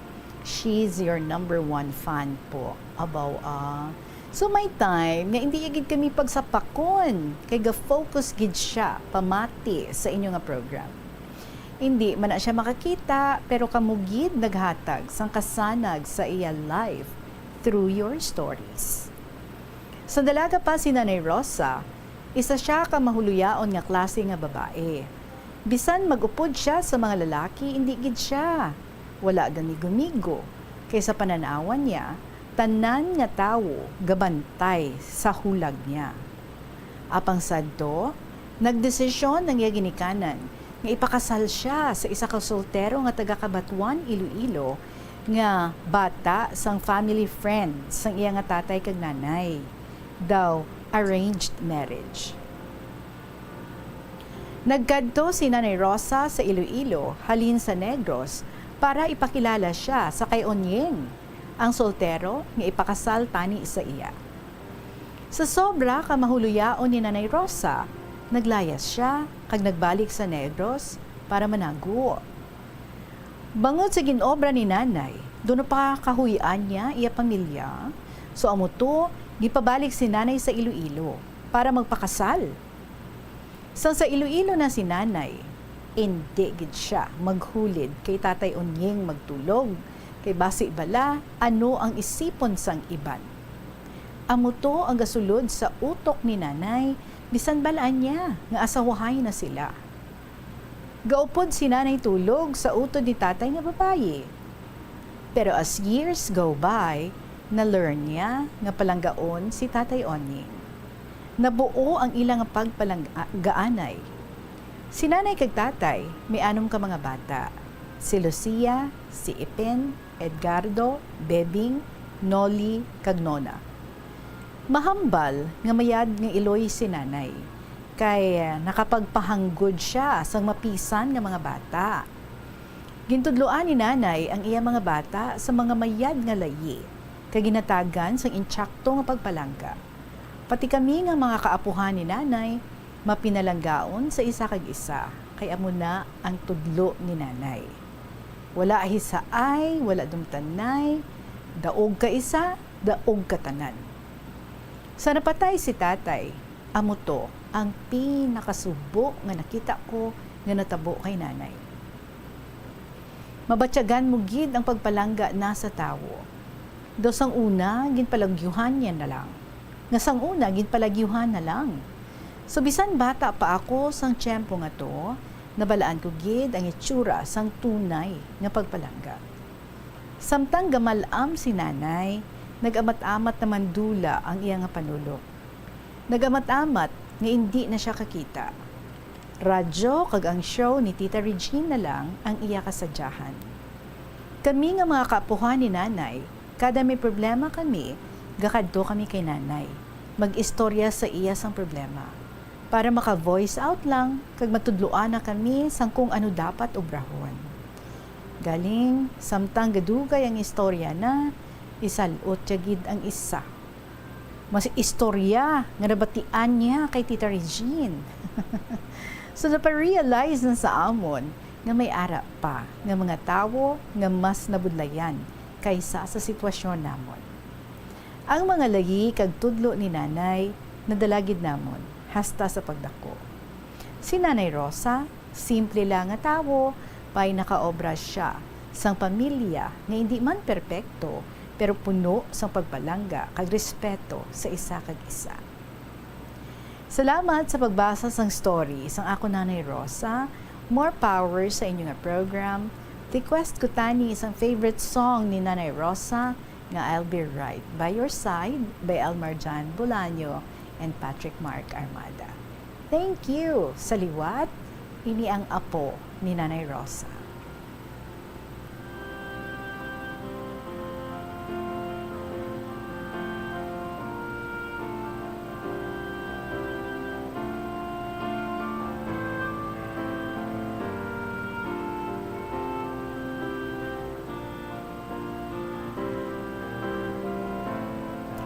Nanay Rosa, madamo nga salamat for the good words, the kind words nga imong ginpalabot diri sa aton through your apo. Mayroon siya ng pakilala, apo lang siya kuno ni Nanay Rosa. And kabay ha, madamo pa nga mga Nanay Rosa ang aton nga napalipay, ang aton nga na-touch man no, sa kabuhi samtang nagapangalagad kita diri sa sininga programa, ang kahapon lamang program. Actually, it's the stories, no? Nga amugid ang nagahatag sa inyo, nagatandog sa inyo tagipuso, nagahatag sang kalingawan sa inyo, kag nagahatag, no, sang mga manami, nga mga butang nga pwede gid naton nga ma-practice man, ma-apply man sa aton nga pagpangabuhi. So it's really nice to know, ha, Nanay Rosa, nga ikaw isagid sa mga nagasunod sa sininga palatuntunan, sa sininga programa, kag ang imo nga pagtutok sa sininga program, ang ginpahibalo mo gid sa aton through sa imo nga apo. Saludo man kita sa imo, by the words ng imo nga apo, naghambal siya that you were able to establish a family kung sa diin, no?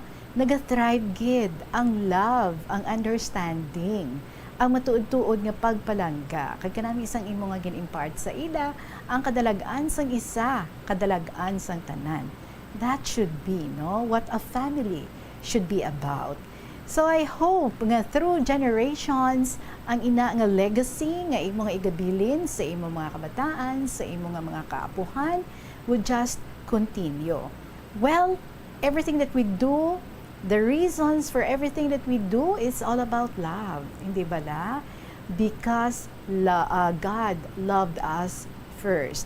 So ginatudloan gid niya kita nga magpalangga, magpinalanggaanay, and to give love, to give understanding, and to be compassionate of one another. And everything starts within a family. Kag kanami, Nanay Rosa, nga amo gid na ang imo nga gintudlo sa imo mga kabataan, sa imo nga mga kaapuhan. And even if daw medyo hindi amo, no, ang start off sang inyo nga relationship, sang imo nga nanginbana, kay ti do arranged marriage siya kung lang tawon, but may mga ara manggali, no, nga cases nga even if arranged marriage, may tsansa. Kung tagaan siguro, sang isa kag isa ang ila kaugalingon sang tsansa to learn to love and to accept one another, yes, the marriage would work out. And that is exactly what happened sa inyong duha ni Tay Onying. And sa pagkadula sa imong nga husband, ang imong nga apo maka-attest, no? Sa nga big blow nga ginbilin sini sa imo kag dira niya gid na witness kung ano ang inyo nga pagpalanggaanay nga duha. Kag kanami because ang ini nga pagpalanggaanay gin-share mo gid, tudlo mo gid sa imo nga mga kabataan whom I know, no, has so much love also para sa imo. Because what you give, you also receive. So we hope, ang ini nga sa nasaling ko nga legacy sa pagpagalanggaanay, pagintindihanay, paghinangpanay within the family would go down your generation sang imo nga pamilya, sa mga apo, sang imo nga mga apo. Kay kanami gid siniya, no? If we have these things sa aton nga family, daw wala lugar, no? Para nga mag-ilinaway, para nga magpangibabaw ang mga konflikto, kundi there would only be love, there would only be understanding. Kay kanami gid sina. Apo ni Nanay Rosa, wala ka man nagbilin sa mga nga name diri, but anyway, I really appreciate your effort for sharing with us this story nga luwig ipalamot diri ni Nanay Rosa. Nanay Rosa, long life para sa imo and good health. 32 minutes after 2 o'clock, magapanumbalik ang KLP with more stories to be shared with you sa gihapon kaopo ninyo, si Tita Regine. Yari nga mga epektibo nga pamaagi agud mapabilin nga safe ang pagkaon sa imo pamilya. Ipabili ng katinlo, maghugas sa mga kamot bago mag-uyat sa pagkaon, kag masami nga himuon ini sa tiyon nga naghahanda ikaw sa pagkaon. Maghugas man sa mga kamot pagkatapos nga nagamit ikaw sa kasilyas. Hugasan kag tinluan sa maayo ang lamesa kag tanan nga mga kagamitan sa paghanda sa pagkaon. Siguraduhon man nga safe ang kusina kag pagkaon gikan sa mga insekto, mga peste kag iban pa nga mga sapat. Ini nga pahanumdom ang ginadulong sa imo sang the #1 and most trusted radio network in the country, Bombo Radio Philippines. Basta Radio Bombo! Ang tumandok sang Haro, Iloilo City nga si Melquiades Gamboa Ihereyos ang pinakauna nga Filipino nga nagtapos sang Doctor of Laws degree sa prestihiyoso nga Oxford University. Nagserbe man si Gamboa bilang Philippine Ambassador to India sa 1956 tubtob sang 1958, subong man sa United Nations kag sa Court of St. James. Nagsulat si Gamboa sang pila ka mga libro kaangay sang An Introduction to Philippine Law kag a Dictionary of International Law and Diplomacy.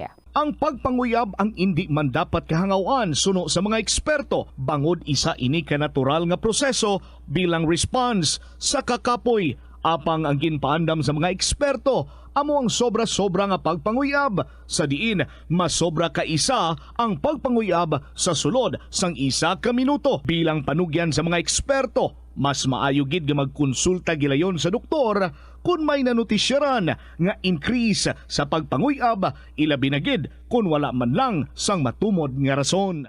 Ang simple nga paghusay sang buhok ang may pila ka maayo nga benepisyo sa lawas. Sunod kay Arthi Ragurama, founder sang Dega Organics nga nagaproduce ng handmade bath kag body products sa New Delhi, India. Ang mga tawo nga may dry hair, ang masami hindi mahilig nga maghusay sang buhok bangod sa kahangawa sang hair fall. Apang ang masami nga paghusay sang buhok ang makabulig sa blood circulation sa aton nga scalp. Naga-nourish man ini sang hair roots, naga-promote sang growth, kay nagabulig man agod nga malikawan ang hair loss.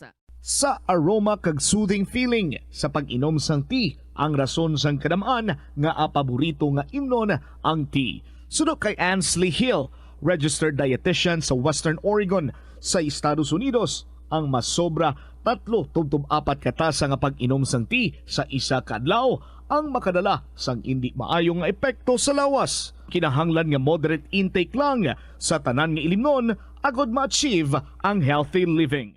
Mas nanamian bala ikaw magtuon sa balay ipaanggid sa eskwelahan nga madamo ang tawo? Isa ka panugyan para epektibo ang pagtuon sa balay, amo ang pagpangita sa designated area agud nga matiniran kung ikaw nagasulat, nagabasa o kung nag-review.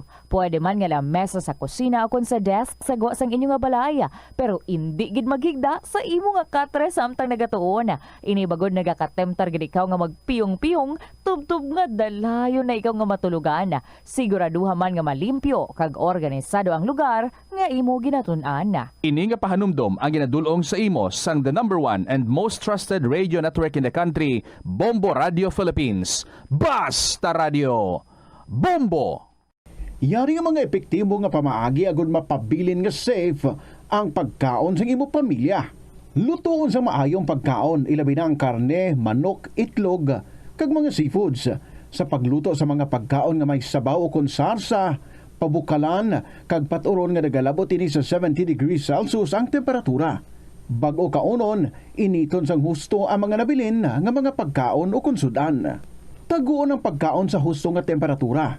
Hindi pag-ibilin ang naluto nga pagkaon sa ordinaryo nga temperatura sa sulod sang 2 ka oras. Ibutang gilayon sa refrigerator ang luto nga pagkaon kag mga pagkaon nga madasig mapanos.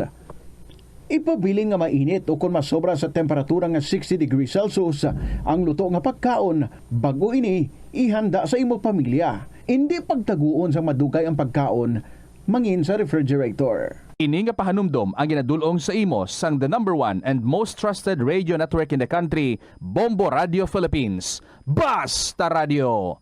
Bombo! Ang Ilonggo nga si Eugenio Eugene Torre amo ang una nga Filipino nga nakaangkon sang titulo nga chess grandmaster matapos siya ang nagdaog sang silver medal sa ginhiwat nga 21st Chess Olympiad sa Nice, France sang 1974. Sang 1976 sa isa ka chess tournament sa Manila, naghimo pagid sang maragtas si Torre bilang una nga nakaluto sa sadtuanay world champion nga si Anatoly Karpov sang Russia. Si Torre ang nangin malapit man nga abyan sang American chess grandmaster nga si Bobby Fischer. Natawo si Torre sa Iloilo City sadtong November 4, 1951.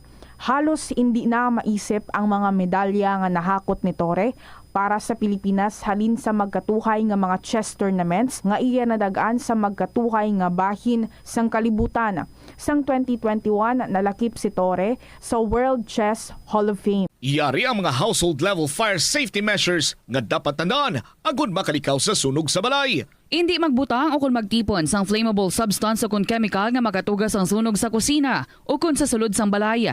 Ipalayo man sa mga kabataan ang pospro kag lighters. Patya ang kalayo kag baga matapos ang pagluto sa kusina. Siguraduhon nga wala nagasungaw kag pirmi limpyuhan ang mga kerosene kag gas stoves. Tandaan, ang paglikaw sa sunog sa sulod sa balay, responsibilidad sang bilog nga pamilya. Paano bala mahibaluan ang isa ka impormasyon nga nagapatalang?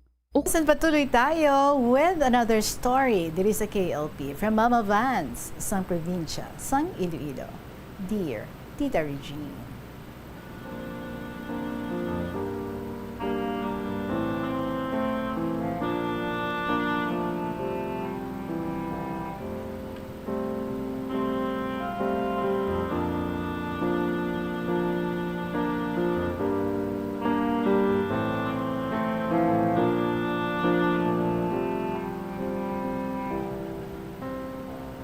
Maayong hapon sa imo kag sa staff sa Bombo Radio.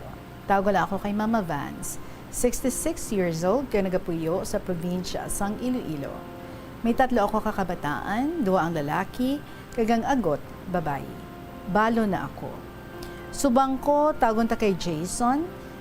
Ang ikipasakop ko subong sa KLP, ang kasaysayan ni Jason kag sang iyang asawa.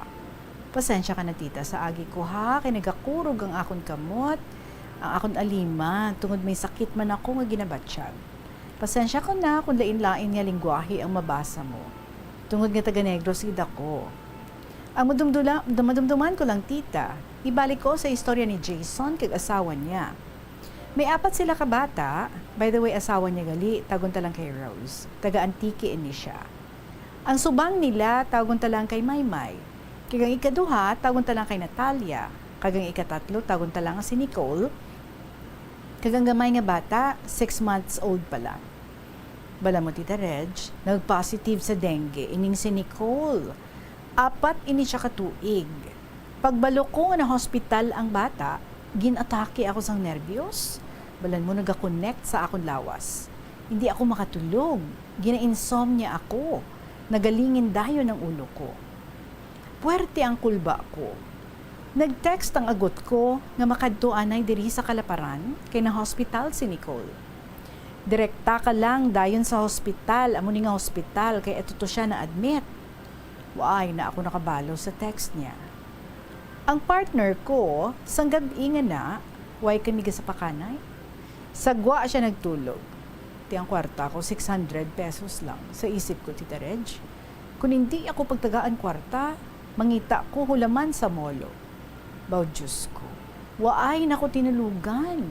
Ang isip ko daw nagalupad. San o pa ni mag-aagaman? Pagkaaga, nasiling ko sa iya. Na ospital nga po ko si Nicole. Di, may ipahulam kada sa akon.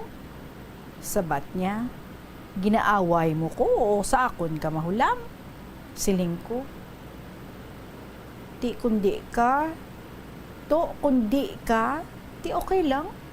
May 100 pa man ko, makalabot naman siguro ni sa ospital. Nakibot ko, ginduhulan niya ako 1,000. Di kay aga pa, hindi man gali pwede kasulod. Tita Red, haling ko sa bata ko, nagkitaay kami sa guasang hospital, hambal niya, ma, alas 9 pa pwede kasulod. Tisiling ko sa iya, di, marekta na lang ko kalaparan eh. Oo ma, hambal niya. Okay man si Nicole Ginapanilaga nila ang platelet kay wala gataas. Ti sige to, hambal ko malakat na ko. Pagabot ko sa balay nila, naabtan ko ang asawa niya. Nagapisngo, siling ko, ay ano kaimo yaman? Imbis ipangamuyo mo nga mag-ayo si Nicole, gahibi kaimo ya? Maayo na si Nicole Pero abi mo day, dumaano man ako. Wala ko lang kinapakita sa kay Rose. Nga dumaano man ako sa kaluoy sa bata. Ti, wala sila cellphone. Ginprenda nila para may ipamileti pa hospital. Ti tama gid kabudlay. Maayo lang, may naluoy sa ilang tawo. Si Jason na nagabantay sa bata sa hospital, kay may bata nga gamay si Rose nga nagadedi sa iya. Sang gabi nga nanawag si Jason sa kay Rose, mga alas 10 sa gabi, siguro ato, 50-50 kuno si Nicole. Baw Diyos ko, ginoo ko. Puwerte naman kulba ko. Nagtukar naman ang nervyos ko. Ay na ano ka imuya man, imbis nga mga muyo ka, gapilis ngoon kada imuya. Abi mo day, pagkabati ko nga ICU, kay nagahapo ang bata, masalbar si Nicole sa ginhimo nila. Di ako man sa balay, gatululagay ang luha ko sa pag-rosary. Ginpangayo ko sa mahal nga Diyos, nga tagaan pa niya si Nicole sang tsansa nga makapuli, nga buhi sa balay. Kag makaupod pa niya ang iya mga kabugtuan sa ilang nga pagdalag ko. Waay gid ko gadula paglaom, nga makarecover si Nicole. Inday ginatubhungan siya dugo, gin catheter, kag hindi siya kapangihi. Nagsuka na siya dugo. Kaluoy gid sa iya lantawon. Gahilibion si Jason nga nagatulok sa bata niya. Habal niya, dumaayo man ko nga amay sa mga kabataan ko, palangga ko man ang mga bata ko. Maluoy ka man kay Neni, hindi man siya pagpabay. Ginabalan pa gid siya sang doktor, kung anong matabo, wala sila sang salabton. May ginpapermahan sa iya nga papel. Ano to kuno how, Jason? Pamangkot ni Rose sa iya. Ambot, sabat niya, why ko kabalo? Basi maghambal sila nga tubuhan, hindi kagit magpasugot ha? Balan mo inday, nagaubo pa si Nicole, kag may pneumonia pa siya. Hambal ko no sang doktor niya, may tubig iya baga. Ako sa balay, nakulbaan man. Naga-rosary ako. Nagakurog ang tuhod ko, kag ang bugos ko nga lawas. Daw hindi ako makatapos sa pag-rosary. Baw Diyos ko, siling ko. Buligi man ako, Lord. Ginapatalang na ako. Di man pagitugot nga madala nila ako sa sining mga kaaway. Amo to, do nagsanag ang akong panghuna-huna inday. Kag natigayon nga natapos ko ang pagpangadi sa amat-amat. Nagtawag naman si Jason kay Rose nga okay na si Nicole. Baw, siling ko. Salamat, gid. Thank you, Lord. Thank you, gid, Lord. Ginpamatian mo, gid, ang ako nga pagpangamuyo. Pasensya na, Tita Red, doon nagalibat ang panulok ko. Wala pa ako maumpawan sa pila ka gabi nga lingin sang ulo ko. Sa ulihi, nagataganay si Jason kag Rose, siling niya sa kay Rose. Anong plano nyo diri? Or anong plano nyo? Diri nyo na lang kami pa istaron? Hindi nyo gid ko di pagbuslan bantay kay Nicole? Tihambal ni Rose, anhon ko kay may gamay man nga bata ko di, may bata man ako nga gamay. Pinatsa ni Jason si Rose cellphone. Nagaaway pa sila nga duha nga mag-asawa. Tiyamba ko sa ila, ang problema nyo nga duha, hindi bala na madala sa singkit-singkit. Istoryahan nyo na sa mahinay nga hambal. Ospital na da bala, kauluya sa inyo, mga magbinastos. Kamulang to ginatulok sa mga tao didto. Ang bata mo, abi ina, hindi ka kaintindi, hambal ko sa iya. Balaan mo, Rose, do blanco na ang utok ni Jason. Kiti pila na kagabi, wala siya sang tulog, wala ga bulos bantay sa bata niyo. Ti ikaw bi ang magpulaw bantay sa bata niyo, hindi yan maglingin ng ulo mo. Sabat ni Rose. Ti anhon ko bi ma, kay may bata man ako nga nagadedi sa akon. Amo gani, buligay lang kamo nga duha, hambal ko. Wala bala na sala ang bata, kamo ang may sala sina. Sa sobra nyo laat sang lalaki, ti, ano ang nagwa? Baby girl man gyapon. Ti isang ulihi, inday, naghambal na ang doktor ni Nicole, i-process nyo na nga daan ang PhilHealth, sir, para dasig lang. Bo, inday, sa sina na nga aga, pagwao na si Nicole, ti kay wala hinalungong si Rose sa pasikot-sikot sa hospital. Ang bugto ni Jason, bali ang agot ko nga bata, day Reg, girl ni siya, tagon ta lang kay Jen. May bata, manini siya nga gamay, mga 9 months na, sa iya man nagadedi ang bata. Ti amo man to ang nag-upod kay Rose. Ti Mayo to, balaan ni Jen ang pasikot-sikot sa hospital. Kundiin makadto nga opisina. Ti kay nagutom na ang duha ka babayi. Naghambal si Rose kay Jen, na sila niya makadto ta anay sa kantin, makaunta. Ti sige ako gani nagutom naman, sabat ni Jen. Baw si Jason, nagalalain na sang hulat sa ila. Ginpangita niya ang duha ka babayi. Nagkadto siya sa kantin.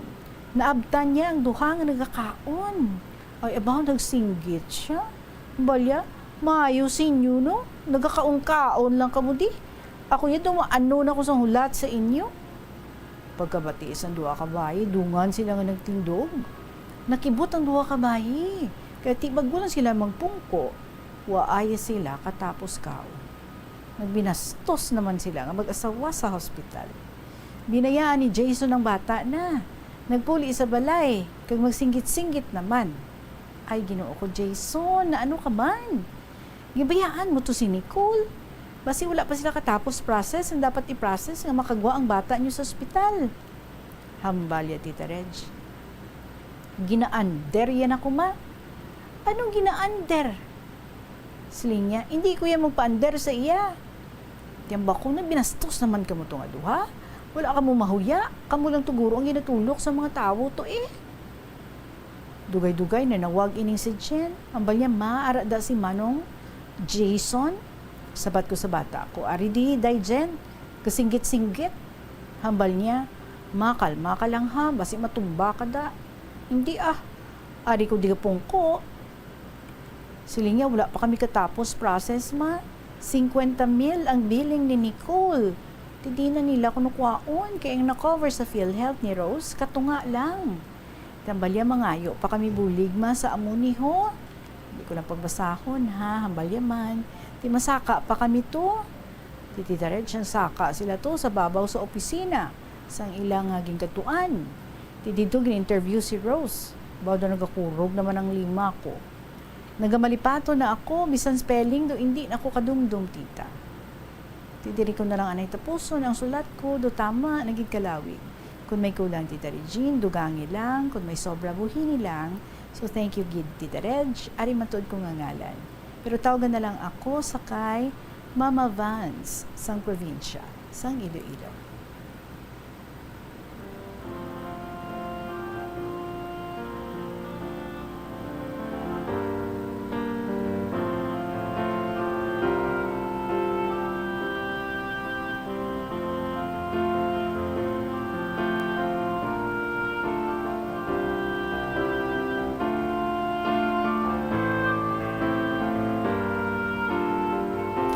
Bao, amo gid na bala no inang ginatawag nga hospital, ICU, critical, ti amo gid ni no ang nagahatag sa aton sang kakulba, stress, kakugmat, panic.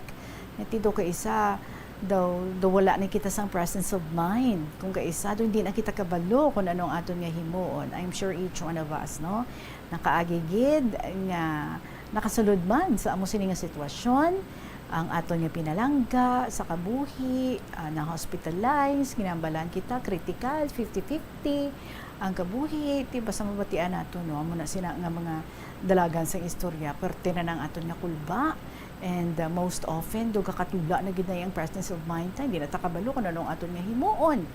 So sa ilang sang bata mo, sa ilang mag-asawa, dito siguro no nagsamo-samo na gito ang tanan. Sa bahay ni Jason kay ti siya lang gali ito isa ang nagaparik-parik para sa ilang bata, wala man sa may nagabulos sa iya. What can you expect tuod no?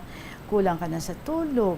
Like kumbaga ang hindi na husto no ang imong halos ang imong isip kung ano-ano na siguro ang imong ginapanumdum dira gapangamuyo ka doon di ka nakabalo ka nung imong pangayuon plus may ara ka pa ala tubangon balaklon nga bulong and then balayran sa doktor and then ang bill sa hospital no and more than that you also need to rest.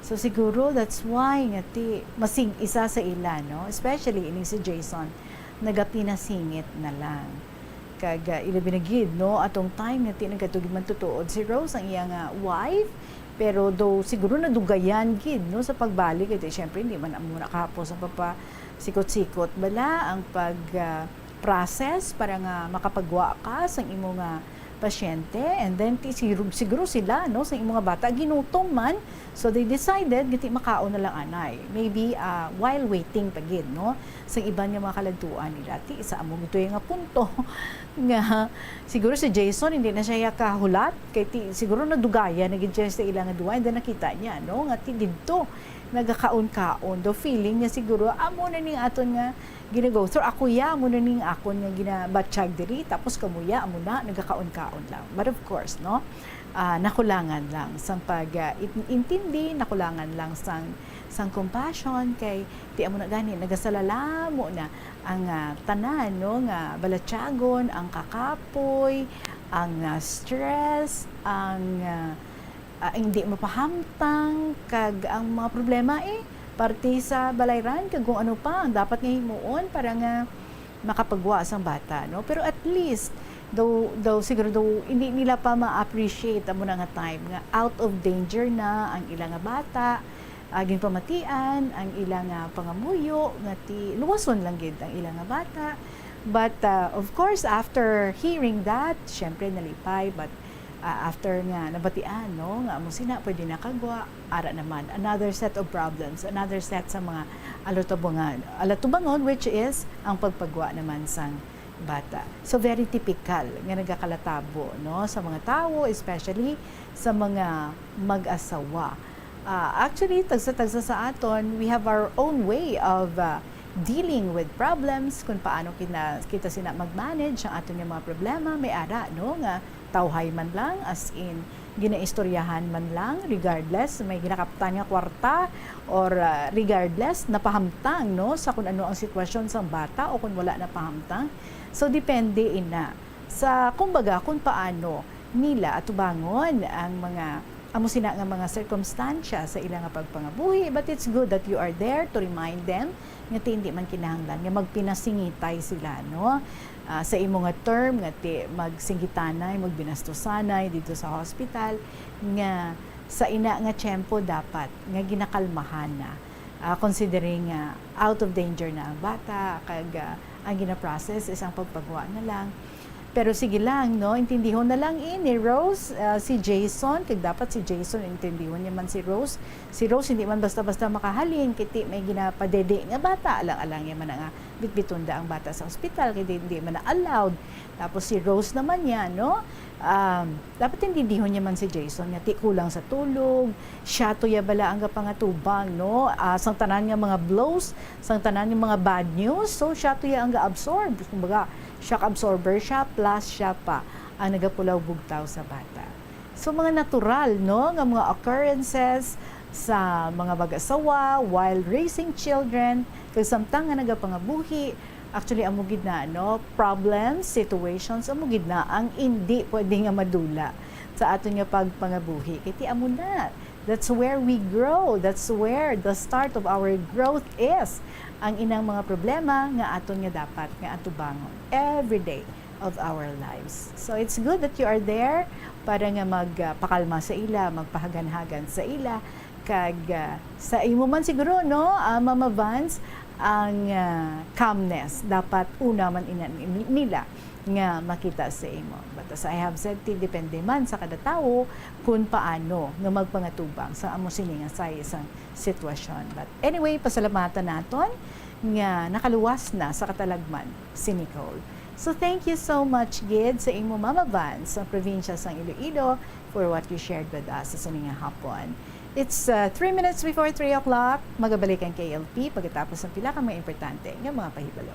Kon kaisa, bangod sa imo nga kaakig, stress kag disappointment sa kabuhi, nagadesisyon kamo nga wala ninyo ginapalibugan kag ginapadalman. Gani likawi nga maghimo sang desisyon kung ikaw ang akig. Hatagi sang oras ang imo nga kaugalingon, bangod ang imo nga first idea ang hindi mo man kon kaisa makabig nga best idea. Makabulig man nga magpangayo sang perspektibo sa ibang nga tawo, ilabi na kun siya ang nagapangatubang man sang kaangay nga sitwasyon sa ilang nga kabuhi. Kun ang desisyon nga imo ginhimo ang wala nangin madalagon, hindi napagbasulon ang kaugalingon. Ang pinakaunang international bank sa luwasang Manila ginbuksan sa Iloilo sadtong 1883. Iniamo ang Hong Kong and Shanghai Banking Corporation o kun HSBC. Tuig 1875 sang una nagbukas ang branch sa bangko sa Binondo, Manila. Kag April 2, 1883 sang nabuksan ang una nga sangay sini sa Iloilo. Una nga nagtanyag ang bangko sa mga financial services nga nagpasanyog pa sa industriya sang kalamay sa pungsod. Kag sang ulihin nagfinance man ini sa pagtukod sa mga railways. Naghatag man ini sang ayuda sa mga negosyante ng Ilonggo nga sulod sa import kag export industry.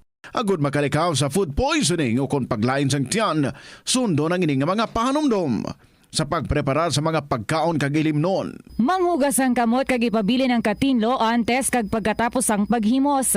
Kung masakit, likawan ang pagpreparar sang pagkaon para sa iban. Siguraduhon nga naluto sang husto ang pagkaon. Kung mahimo, kauno ng pagkaon samtang mainit pa. Siguraduhon ang katinlo sang pagkaon agud ang selebrasyon mangin mas malipayon.